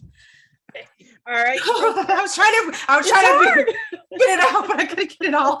It was a lot. It was that alone should have taken us 15 minutes to get through. I just want to say the candidates are doing Jennifer, I just want to say the candidates are doing an incredible job of keeping in their time. So yes, I'm proud of you. So our next question, Chris, same thing, one question and 2 sentences and 1 minute each to respond. So let's try to keep it condensed. Okay, it's brief. My question would be, how would you work with Sac PD to gain more officers in problem areas?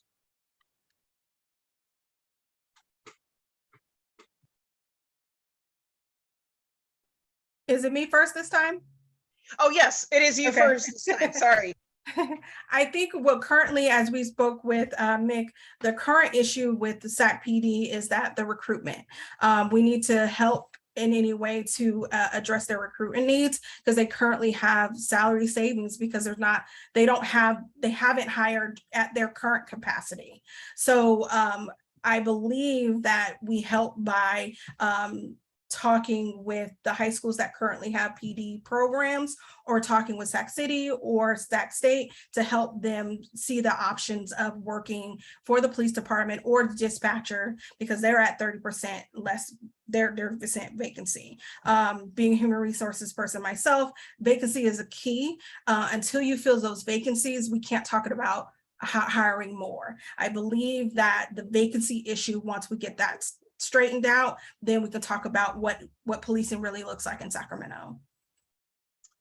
Thank you very much, Caity.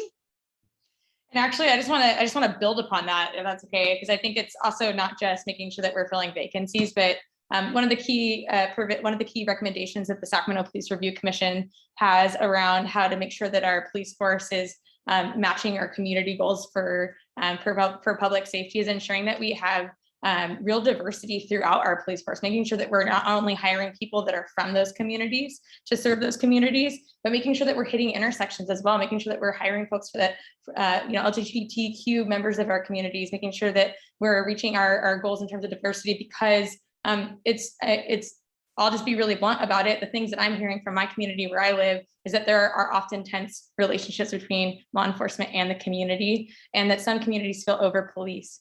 And so what I believe is a path forward is building that relationship by creating diversity and by working together with the police department and the community to bridge those gaps, because we do need law enforcement in order to reach our goals and to be a safe city, but we also need to make sure that residents feel safe as well, no matter where you live. So. All right. Thank you very much. Now then, I see your hand, Jeff, but I have a question that kind of piggybacks nicely on that, and I think it needs to get into the for people who are in the meeting, we need to get this one on the record. So it'll first start with Caity this time and then go to Tamiko. Please define restorative justice and defunding law enforcement. What will they look like in your visualization? So Caity. Sure. So I've gotten this question, especially related to defunding, quite a bit. So for me, restorative justice is what I mentioned in my first answer, which is that we need to be making sure that we're using data as a way to inform our public safety, right? So again, how many crimes are crimes of poverty, right? That's something that's actually a big issue in this district. There's a lot of people who are struggling under poverty, including those who are sleeping on our streets. When people are committing crimes, especially low-level crimes, because they're trying to feed themselves or their family, or they're trying to survive, to me, that's in a different category than someone who is perpetrating violent crime or doing something that is very, very out of line with that. And so I think we have to take a very nuanced approach when we're looking at these crimes and making sure that we're sending people to the right intervention. This is truly about making sure that we're rehabilitating people, not punishing people. And so that's what that means to me. On your second point, defunding, sometimes people assign this to me. I've actually never used this term, defunding the police. What I do believe is that we need to make sure that the money that we're spending on public safety aligns with our calls for service, right? So again, I've stated this in my first answer. If we are getting 20% of our calls for service for mental health services and homelessness, then we need to make sure that we have professionals that are trained in mental health and dealing with our unhoused population in order to make sure that we are giving a good response. And that doesn't always mean that we need someone with a badge and a gun to show up to something. That's not only good policy, in my opinion, it's going to lead to a decrease in some of what we're spending, right? So we need to make sure that the police are getting sent to the crimes and the places that they are trained to do. And so that's what I would love to see. To me, that's what public safety means. And I'm really excited to hopefully work with Chief Lester on that. Thank you. Thank you for your answer. Tamiko, would you like me to read the question for you again? Yeah, sorry, just one more time. All right, let me, please define restorative justice and defunding law enforcement. What will they look like in your way of visualizing them? Okay, so one of the things for the restorative portion of it, I believe we're looking at programs to rehab individuals, right? We have a number of programs that are out there that help individuals get back on their feet, help individuals stay away from violence and crime. I think some of the grocery store or small mom and pop stores would be upset with us if we didn't address people who are stealing from their stores. But as when police come out and do address those individuals, we should have an availability to do a case referral, right? And that's what some of the things that we did through Black Child Legacy. If a police officer had an individual that stole food or needed formula, they would then contact one of the incubators, and the incubators would then help that individual get on their feet, whether it be of some formula, some diapers, a voucher for a hotel or something like that. What does defund the police sound like to me? The original form of defund the police was a reorganization of the police department, right? And it was to put in some mental health services and to put in some whatever else that we needed to really make the police department a whole functioning department and not put all the onus on the beat cops to be the service provider for everybody. I didn't get to finish. Thank you very much. That's a fine answer. So I want to check in on time. We still have one hand up. Caity, you were the in the limit. Where are you in limit? Let's do it. Come on, Jeff. All right, Jeff, question. Jennifer, real quick, you still have the Galaxy A51. He has his finger up. I don't think he knows how to use the raise hand. Oh, My hand. let me look for him. Hi, Chief. Do you have a question too? Yeah, I got a comment when Mr. Baker's done. Or actually, it's Mr. Lideker. Yes, we will come back to you. So thank you very much. Jeff, your question? Well, I know we have some active transportation proponents in the running here, so I'm kind of wondering if I should vote in favor of Measure A or against Measure A, and why. So Tamiko, I think it's turn to go first.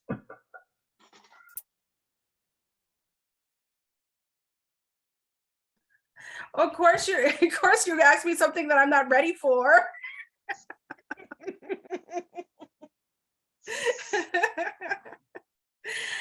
Jeff, can I get back to you on that? I haven't really delved deep into it yet. But I don't want to lie because I forget the lie. So let me reach out to you directly on that answer for you. Because I got a lot on my plate, but I will get back to you within the next couple of days. But you know, connectivity is very important to me. And so definitely active transportation is my baby, and equity in the city when it comes to active transportation is very key. We have a lot of areas in the city that do not even have sidewalks, and that definitely need some direct investment when it comes to bike lanes and crosswalks, especially on that Freeport side. So I can get back to you, Jeff, on where I am on Measure A. I will be happy to help make certain that anybody else who wants your response can also have it. So just let me know and I'll help to share that. Katie, what's your answer to Jeff's question on Measure A? So for those on the call who may or may not know what it is, so Measure A would be a tax that would specifically go towards public transportation projects.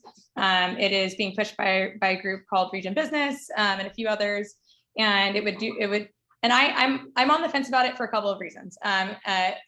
One, my big concern with it, and it's also the concern of a lot of environmental groups like ECOS, is that some of the projects that are listed as priority projects underneath Measure A, where these funds would go, are things like the Connector Freeway. I'm proud to be endorsed by the laborers, among many other labor unions, and they're supportive of the project because it's going to bring good jobs to the region. However, from a general perspective, yeah, it's kind of tough. I don't necessarily want to see more money that should be, in my opinion, going towards things like light rail, going towards building a new freeway. So I think from a general perspective, we need more money to build transportation. We don't have enough money to put in the amount of light rail that we need, that we've been looking forward to in the future. And so, you know, I am inclined to support this effort with the ability to have some more nuance about the projects that are selected in the future. So hopefully that's a good answer for you. I'm sorry. Thank you very much. Okay, so Chief, you had you have your comment. I got and done this in about 25 years. I have district roundtables in the districts in Sacramento where they had working groups to work on projects in the city. And I'd like to see that happen, whoever wins the election here in November, with all the neighborhood associations. Secondly, this is very important, is on city council. I want you to study Roy J. Nielsen. He sat on the city council from 42 to 52. That's Senator Nielsen's grandfather. He served in the assembly, in the state assembly, state legislature, and on city council, and was active as a leader for 35 years. I'd like to see us have good leadership in the district, whoever wins. Thank you for that. So I don't see any more hands up. Are there any more questions for our candidates? I see Katie has her hand up. Whatever oh, I see Barry has just put his hand up. Do you have time, Katie? So I actually have to, I'm late to another community meeting that I'm committed to, but I wanted to spend some time answering questions. But this is what I am going to do. I'm going to put my cell phone number and my email in the chat. I really do encourage you to reach out. Some of you have already called me before. I want you to call me. I want you to email me, text me, whatever's best for you. And I'd love to meet one-on-one with anyone who has really specific ideas or questions. So sorry I don't have more time, but thank you for the discussion.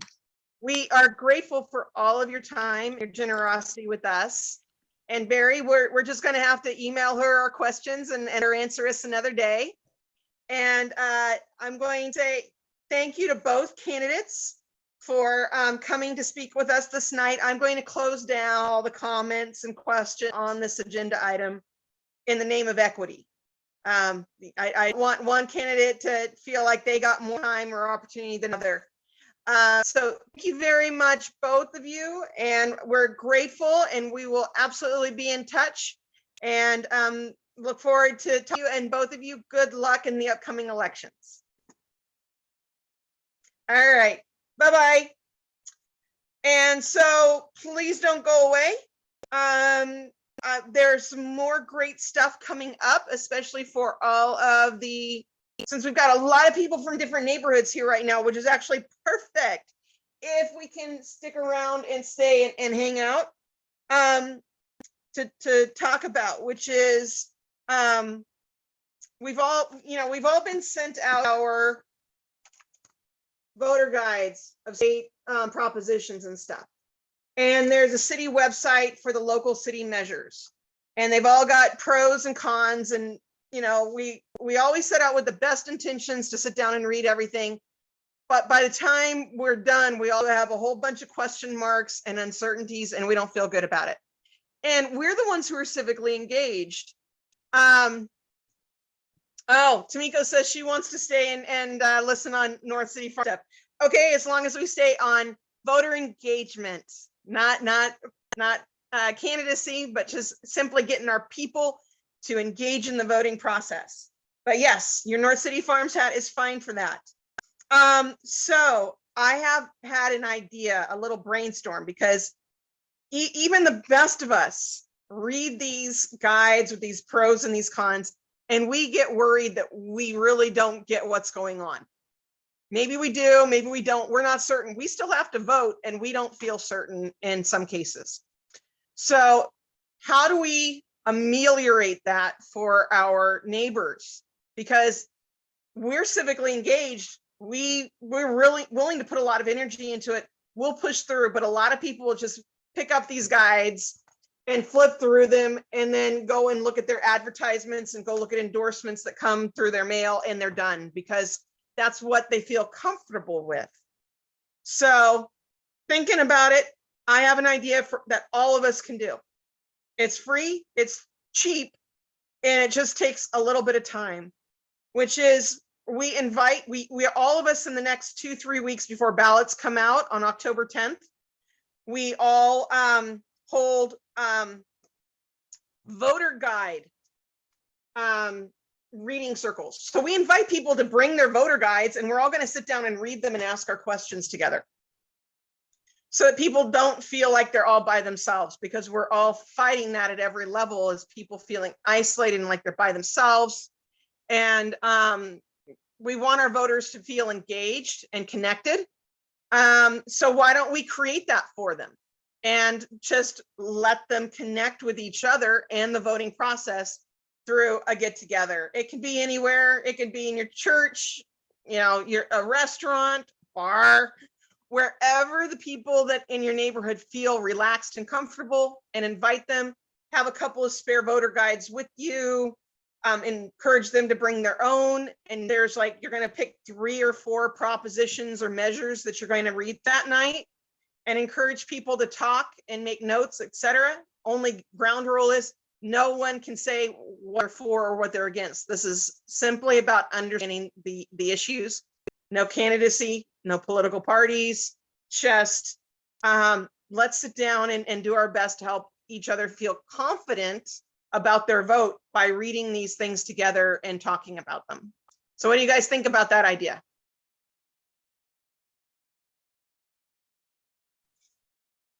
Cheap and easy, but it's take a little bit of time. It's probably like a half hour to get the email out and get the setup going. Hour and a half, as many times as you want to meet for a meeting, and then not too much time to clean up and break down. So that is my little thought on voter engagement. And just so that everybody knows, this is a non-presidential election year. So some people think it's not worth turning out because they don't get to vote for a president. I mean, how fun is that? But let's consider what is actually going to be on our ballot this time, because most people don't know what is going to be there. And I think that's another important part to voter engagement, is to be really super clear with them about what is on the ballot. So on the ballot are 7 statewide ballot propositions, 7 that are going to affect the whole state. So that could really change the quality of our lives for these propositions. We have statewide candidates for Senate, governor, lieutenant governor, secretary of state, controller, treasurer, attorney general, insurance commissioner, member of the State Board of Equalization, state superintendent of public instruction, U.S. representative in Congress, state senator, state assembly member, Supreme Court justices, that's state Supreme Court justices, as well as other local candidates and local measures L, M, N, and O. So taking it a whole, there's a lot here that in the next 2 to 4 years could change our lives for us. So this is a biggie. We want to tell our people to, you want to be in on this one. You want to go through your guides, listen to the pros and cons, try to understand the issues. You want to show up, because they might be sliding some stuff past us in a year or two we'll really regret if we don't all get in there right now. So I see the comment about, yes, maybe another Zoom meeting this since it's getting late. I get it. But anybody want to have any comments about this idea super fast? Yeah, I just wanted to say that East Sacramento is having a debate on Wednesday for Measure L and Measure O. So you can go to the EASA website to look at that, East Sacramento Neighborhood Association, or you can go to Land Park Community Association, landpark.org, and look under events, and you will see the debate information there. So there are going to be, 4 speakers, for Measure O and Measure L. It's going to be a pro, 2 speakers each. So pro con. I think it'll be really good because the questions are being vetted and given by the neighborhood. So it's showing neighborhood interest and neighborhood questions. Yeah. Thank you for that comment. And I will come back to upcoming stuff. Jeff, yes, I will put more into the chat. I see that. But any other thoughts on having the reading groups? Anyone? Yeah, so Jennifer, that is very important to have a informed electorate. That's what John Adams said, and I think our society, sometimes we're not informed, and then we complain after the fact that I did this happen or that happen. So you're right on and spot on with the churches and all the community organizations to go over what these things really mean. And to work on them together, not have someone tell you what you should think or what it all means, for you to go through the process yourself of making sense of it for yourself. The way my grandma put it was, she voted her conscience, because she didn't seem to kind of ascribe to any party politics. And when I was young, that I didn't understand. So I'd ask her how she did it, and she said, well, I vote my conscience. So as I grown older, that resonates more and more with me, because in order to do that, you have to have 2 things. One, you have to really understand what the bill, proposition, measure, whatever it is, you really have to understand what it says. And then you have to know your own conscience about it. So that is, kind of the cornerstone about it, and encouraging people to that collectively in a group to support. Christina, I'm coming back to all of that in just a minute. You jumped the gun. It is so on list, Jeff. You don't have to worry. You're getting more of it. Tamiko, did you want to talk about the reading groups? Yeah, I was just going to say, I agree with Jeff in regards to having it available via Zoom. And I was wondering what a good way to do that would be to advertise it on all our neighborhood groups.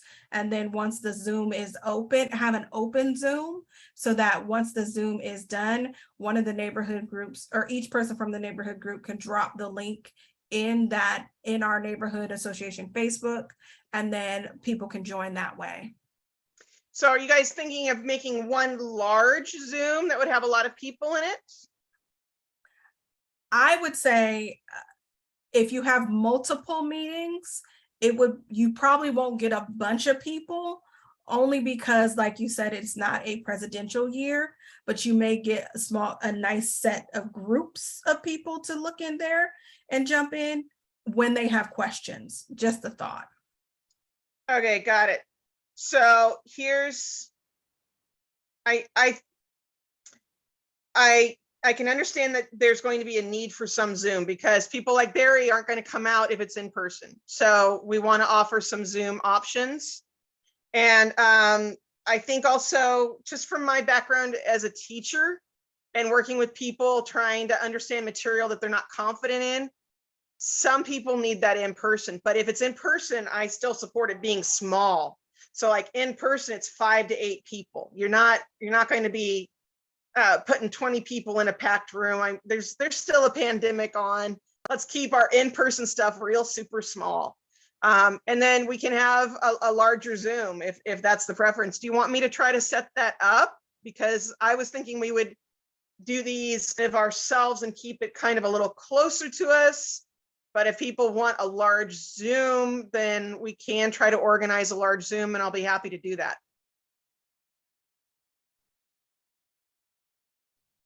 Unfortunately, I can't commit to holding one. No, you cannot. You're not allowed. You are not allowed. It was just a suggestion. But I would definitely be willing to put the information out on our neighborhood page and get it to our neighbors over in North City Farms. All right, got it. I'll work on something. I'll try to set up a couple of dates, and then we'll see what will work for people if we want Zooms. But I also encourage people to do the smaller in-persons in your area with your local businesses, so that it also feels very, very close and very connected, that it's something that you're working on together, even if you're not telling each other. So I got a big circle and Zoom and in person on my notes. So any other comments on the voting guide groups? I mean, you could always do like, morning coffees, or if people meet at church, do, like a after church service sort of thing. I mean, you could encourage things like be flexible with it, right? So however people can meet, that's the whole goal, right? It's just getting people to talk about it, meet. So I'm happy to join a coffee clutch. That's my jam, the coffee clutch. All right, we can have a Starbucks one. That sounds good. Oh, really? Let's pick like a local coffee shop, right? Like a really good one. I mean, Starbucks is okay, but Bev, I see you. Absolutely. Let's talk about how Robla can do one of these, because it should be all over the city. Let's just spread this out there and try to get our people who are kind of in between. They want to participate, but they're not certain they're going to do it right. They don't want to make mistakes, and they don't want to feel like they were stupid and they lost anyway. you could do meetups too. If you have a meetup account or get a meetup account, you could put a meetup on like Nextdoor or on a community Facebook page, like Land Park Community has a Facebook page, that sort of thing. So you might want to think about doing that too. So if somebody leads a meetup, then they can just show up and wait for whoever shows up to talk with them. Got it. I like that meetup account. And just one more thought, if you guys are having meetings and meeting up groups, some people may not be registered. Having that information available, it would be key, because I'm using the PDI. So some people, I'm running into a lot of people that are not registered. So I think the registration date for participating in this election is closed. If we address that, well, at least have the information available for same day registration. Right. So, and it sounds like Tamiko's absolutely bringing up the fact that there's online registration, but our libraries tend to have a paper application in their front foyer or something, and they may still have some giveaway voter guides too. So stop by your local library and see if they've got any more voter guides that they're just laying out to pick up. Don't take all of them, just take 3 or 4 of them, but also grab some of the voter registration paper applications, make certain that they're there. As long as we let people know that registering now, I'm not certain that they can get into this election. We need to check on those days. I think I heard that it closed. Okay. On same day. Huh? They can register that day. The day of the elections and still participate? They can? Yeah, we absolutely need to check on that. Okay, well, everything still holds true and clear, because you can still get the applications, the paper applications to the library, and have them in your circle. And yes, we need to register people, and we need to get them out. And we need to check on what that date is, because Tamiko, I believe you're up on your stuff. I'm not going to counter you on this one. All right. Well, I think you can do an absentee ballot too, right, Jen? For as long as you're in that area and you can prove it, they'll let you register that day and fill one out. right? I had not looked into absentee ballots, so I'm glad we're having Yeah. this conversation. This is Yeah, good. and then another thing I was going to suggest, just real brief. I'm sorry, I was trying to look for the unmute, and then I apologize. I had another meeting before this, so thank you, Commander Franco here. Is how about a specific link for specific like measures and bills? Because certain ones are important to certain people. You know, it's like, oh, I heard something about no on 27. What is that specifically? You know what I mean? And maybe, you know, if it's not as convoluted, the information, they can get something where they can get directly to what they wanted to know. And that can also help heighten voter awareness and give them a platform where now they're looking at the candidates. Now they're looking at the measures that impact them, you know, tax-wise, locally, et cetera, right? Okay, cool, good stuff. Anything else on holding voter guide reading groups? Okay, then I know we're all getting tired, but I want to bring up a couple of really excellent resources on voting that are coming up. And we are starting to have some fun events that I want people to know about as well. So you already heard an introduction about the Wednesday, about the forum on Measure L and O by the East Sacramento Community Association. So that's Wednesday, September 28th from 6 to 8 p.m. Wednesday, September 28th from 6 to 8 p.m. At the Alhambra room of the Clooney Center in McKinley Park. And Jennifer, people do have to pre-register. So go online, go onto that link that I put in the chat, you know, and you'll find it, and then pre-register. Yes, and it is in person only though. So it is not a Zoom hybrid. You register in advance, but it's in person. So go prepared to wear your masks and be in a room full of other people who want to participate.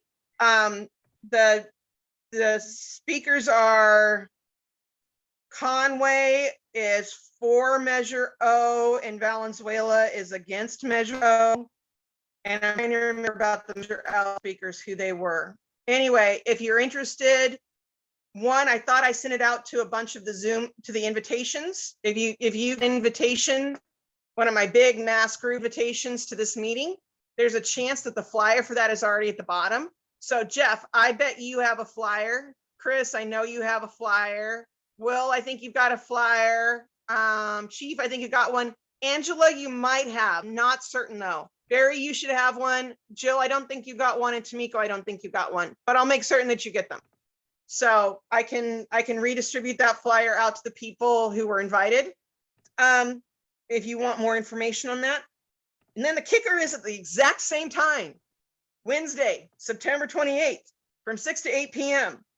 The Project for an Informed Electorate of Sac State. So Sac State runs their own division of being an informed electorate. They are having their initiative explainer for this election season.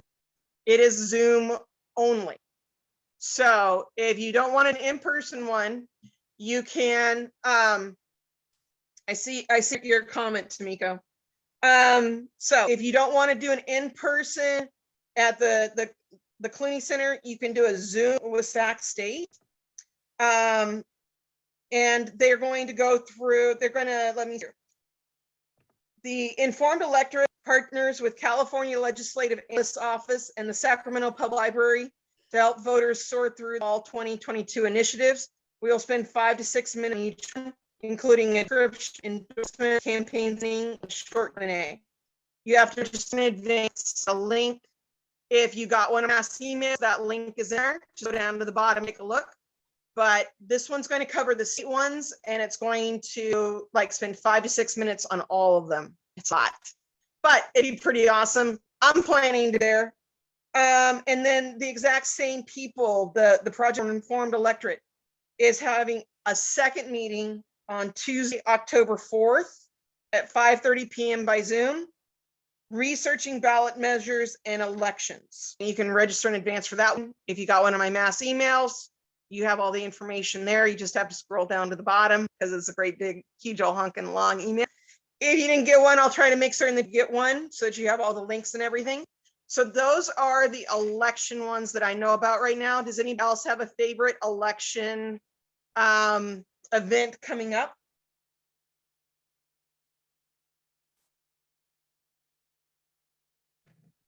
Okay, cool. In the name of time, I'm going to go super fast over the fun stuff. Barry?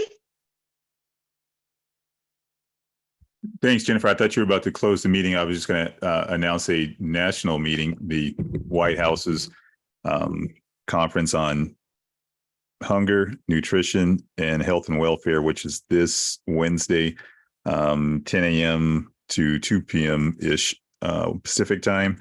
Governor Biden and Vice President, First Gentleman Harris, I forgot his name.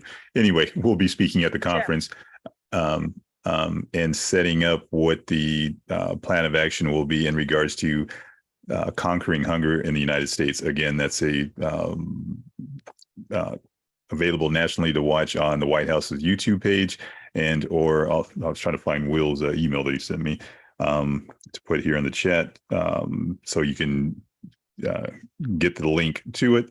And at the same time, I don't know who the brainiacs who did this, the EPA's advisory group, which is the official White House advisory group to the EPA, is having their meeting at exactly the same time, to which I'll be the 9th speaker in that one. But then I'll jump back over to see if I can get my comments in with the president as well with the hunger. There are watch parties throughout Sacramento. I don't know. I won't state them because I'm not hosting them. I do believe they're by invite only, but you can find all the information in the White House's information page, the White House Conference on Hunger, Nutrition, Health, and Welfare. I'll try and put it on the chat here. Sorry for the interruption, Jennifer. No, that was perfect. You did it great. Woo woo, Barry. Go, Barry, go. That sounds excellent. And so the fun stuff that I was bringing in as we're getting ready to close down. So like 4 more fun things and only fun things. Saturday, September 15th is the South Sacramento Festival. Barry, you missed one. Barry's been boosting the South Sacramento Festival for a couple of weeks now. He's the one who told me about it. So that is Saturday, October 15th. And there is a website, www.southsacfestival.org. Go check it out. Let's show some South area pride. Then on Saturday, October 29th from 5 to 7 p.m.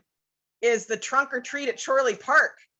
So a little Halloween action coming up October 29th from 5 to 7 p.m. at Chorley Park. The address for Chorley Park is 7063 20th Street, Sacramento, 95822. The nearest cross street is 24th Avenue, Florin Road. There should be some classic cars, decorated trunks, Halloween costumes, and candy will be passed out to our trick-or-treating kids. And and by the way, some lowrider cars may be there also, lowriders handing out candy. So just letting you know. That's right. Chris and I will be there. We'll have our cars out and they'll be decorated. If you volunteer with this event, let us know. So a little bit of good, clean family holiday fun. Saturday, October 29th from 5 to 7 p.m. Chorley Park.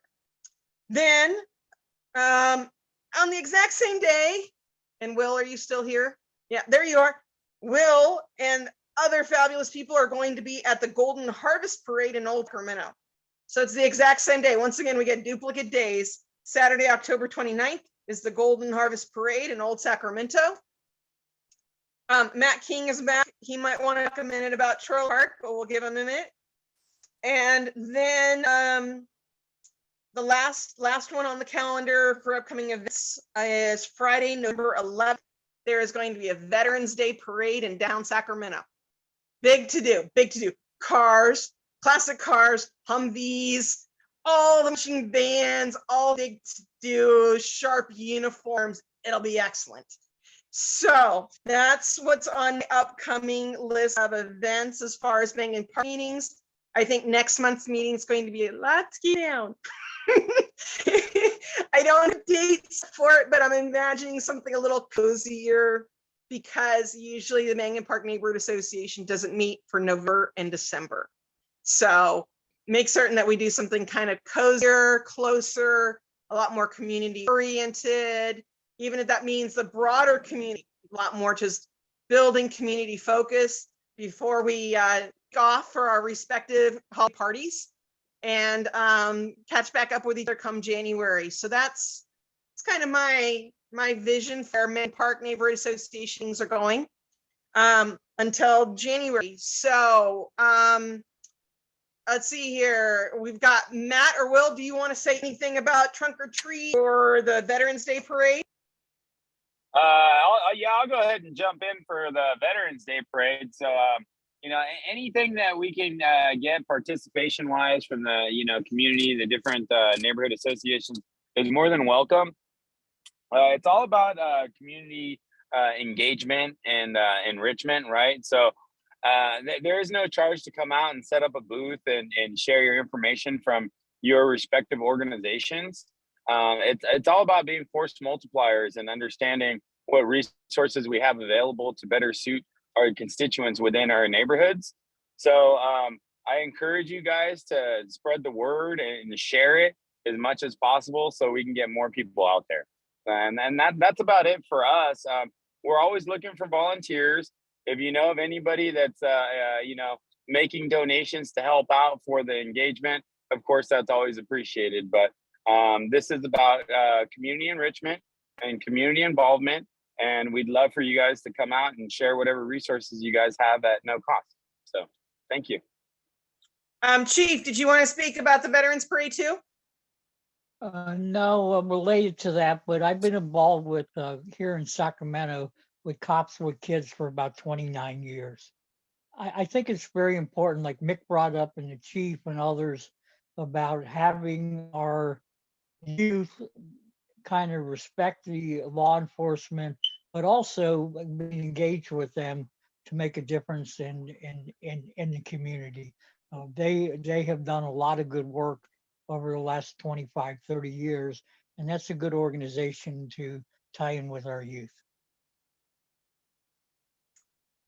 Great suggestion. Thank you very much. And Jen, I'd like to say something about that too, really quick. And that is, like we know in the atmosphere right now with law enforcement for a couple of years now, it's been really hard on them. And I'm sure there's tough, bad officers. I haven't always had great experiences with officers myself, but honestly, if they're not around, who is going to be around to protect us? And I think that they should be seen more as community members, and try and bring them in to be part of the solution, to things that are going on. And I agree, Cops for Kids, there are so many things that officers do on their own time with their own money, volunteering after all the hours that they put in. Cops for Kids is one of them. I know they're involved in Brother to Brother, and I just think that those are the things that we need to really keep pushing out there, because I believe that there are people in some of our communities who don't want to talk about the good things that they're trying to do, and I think that's part of the problem, because if we want more diversity in our police force, then we all need to be,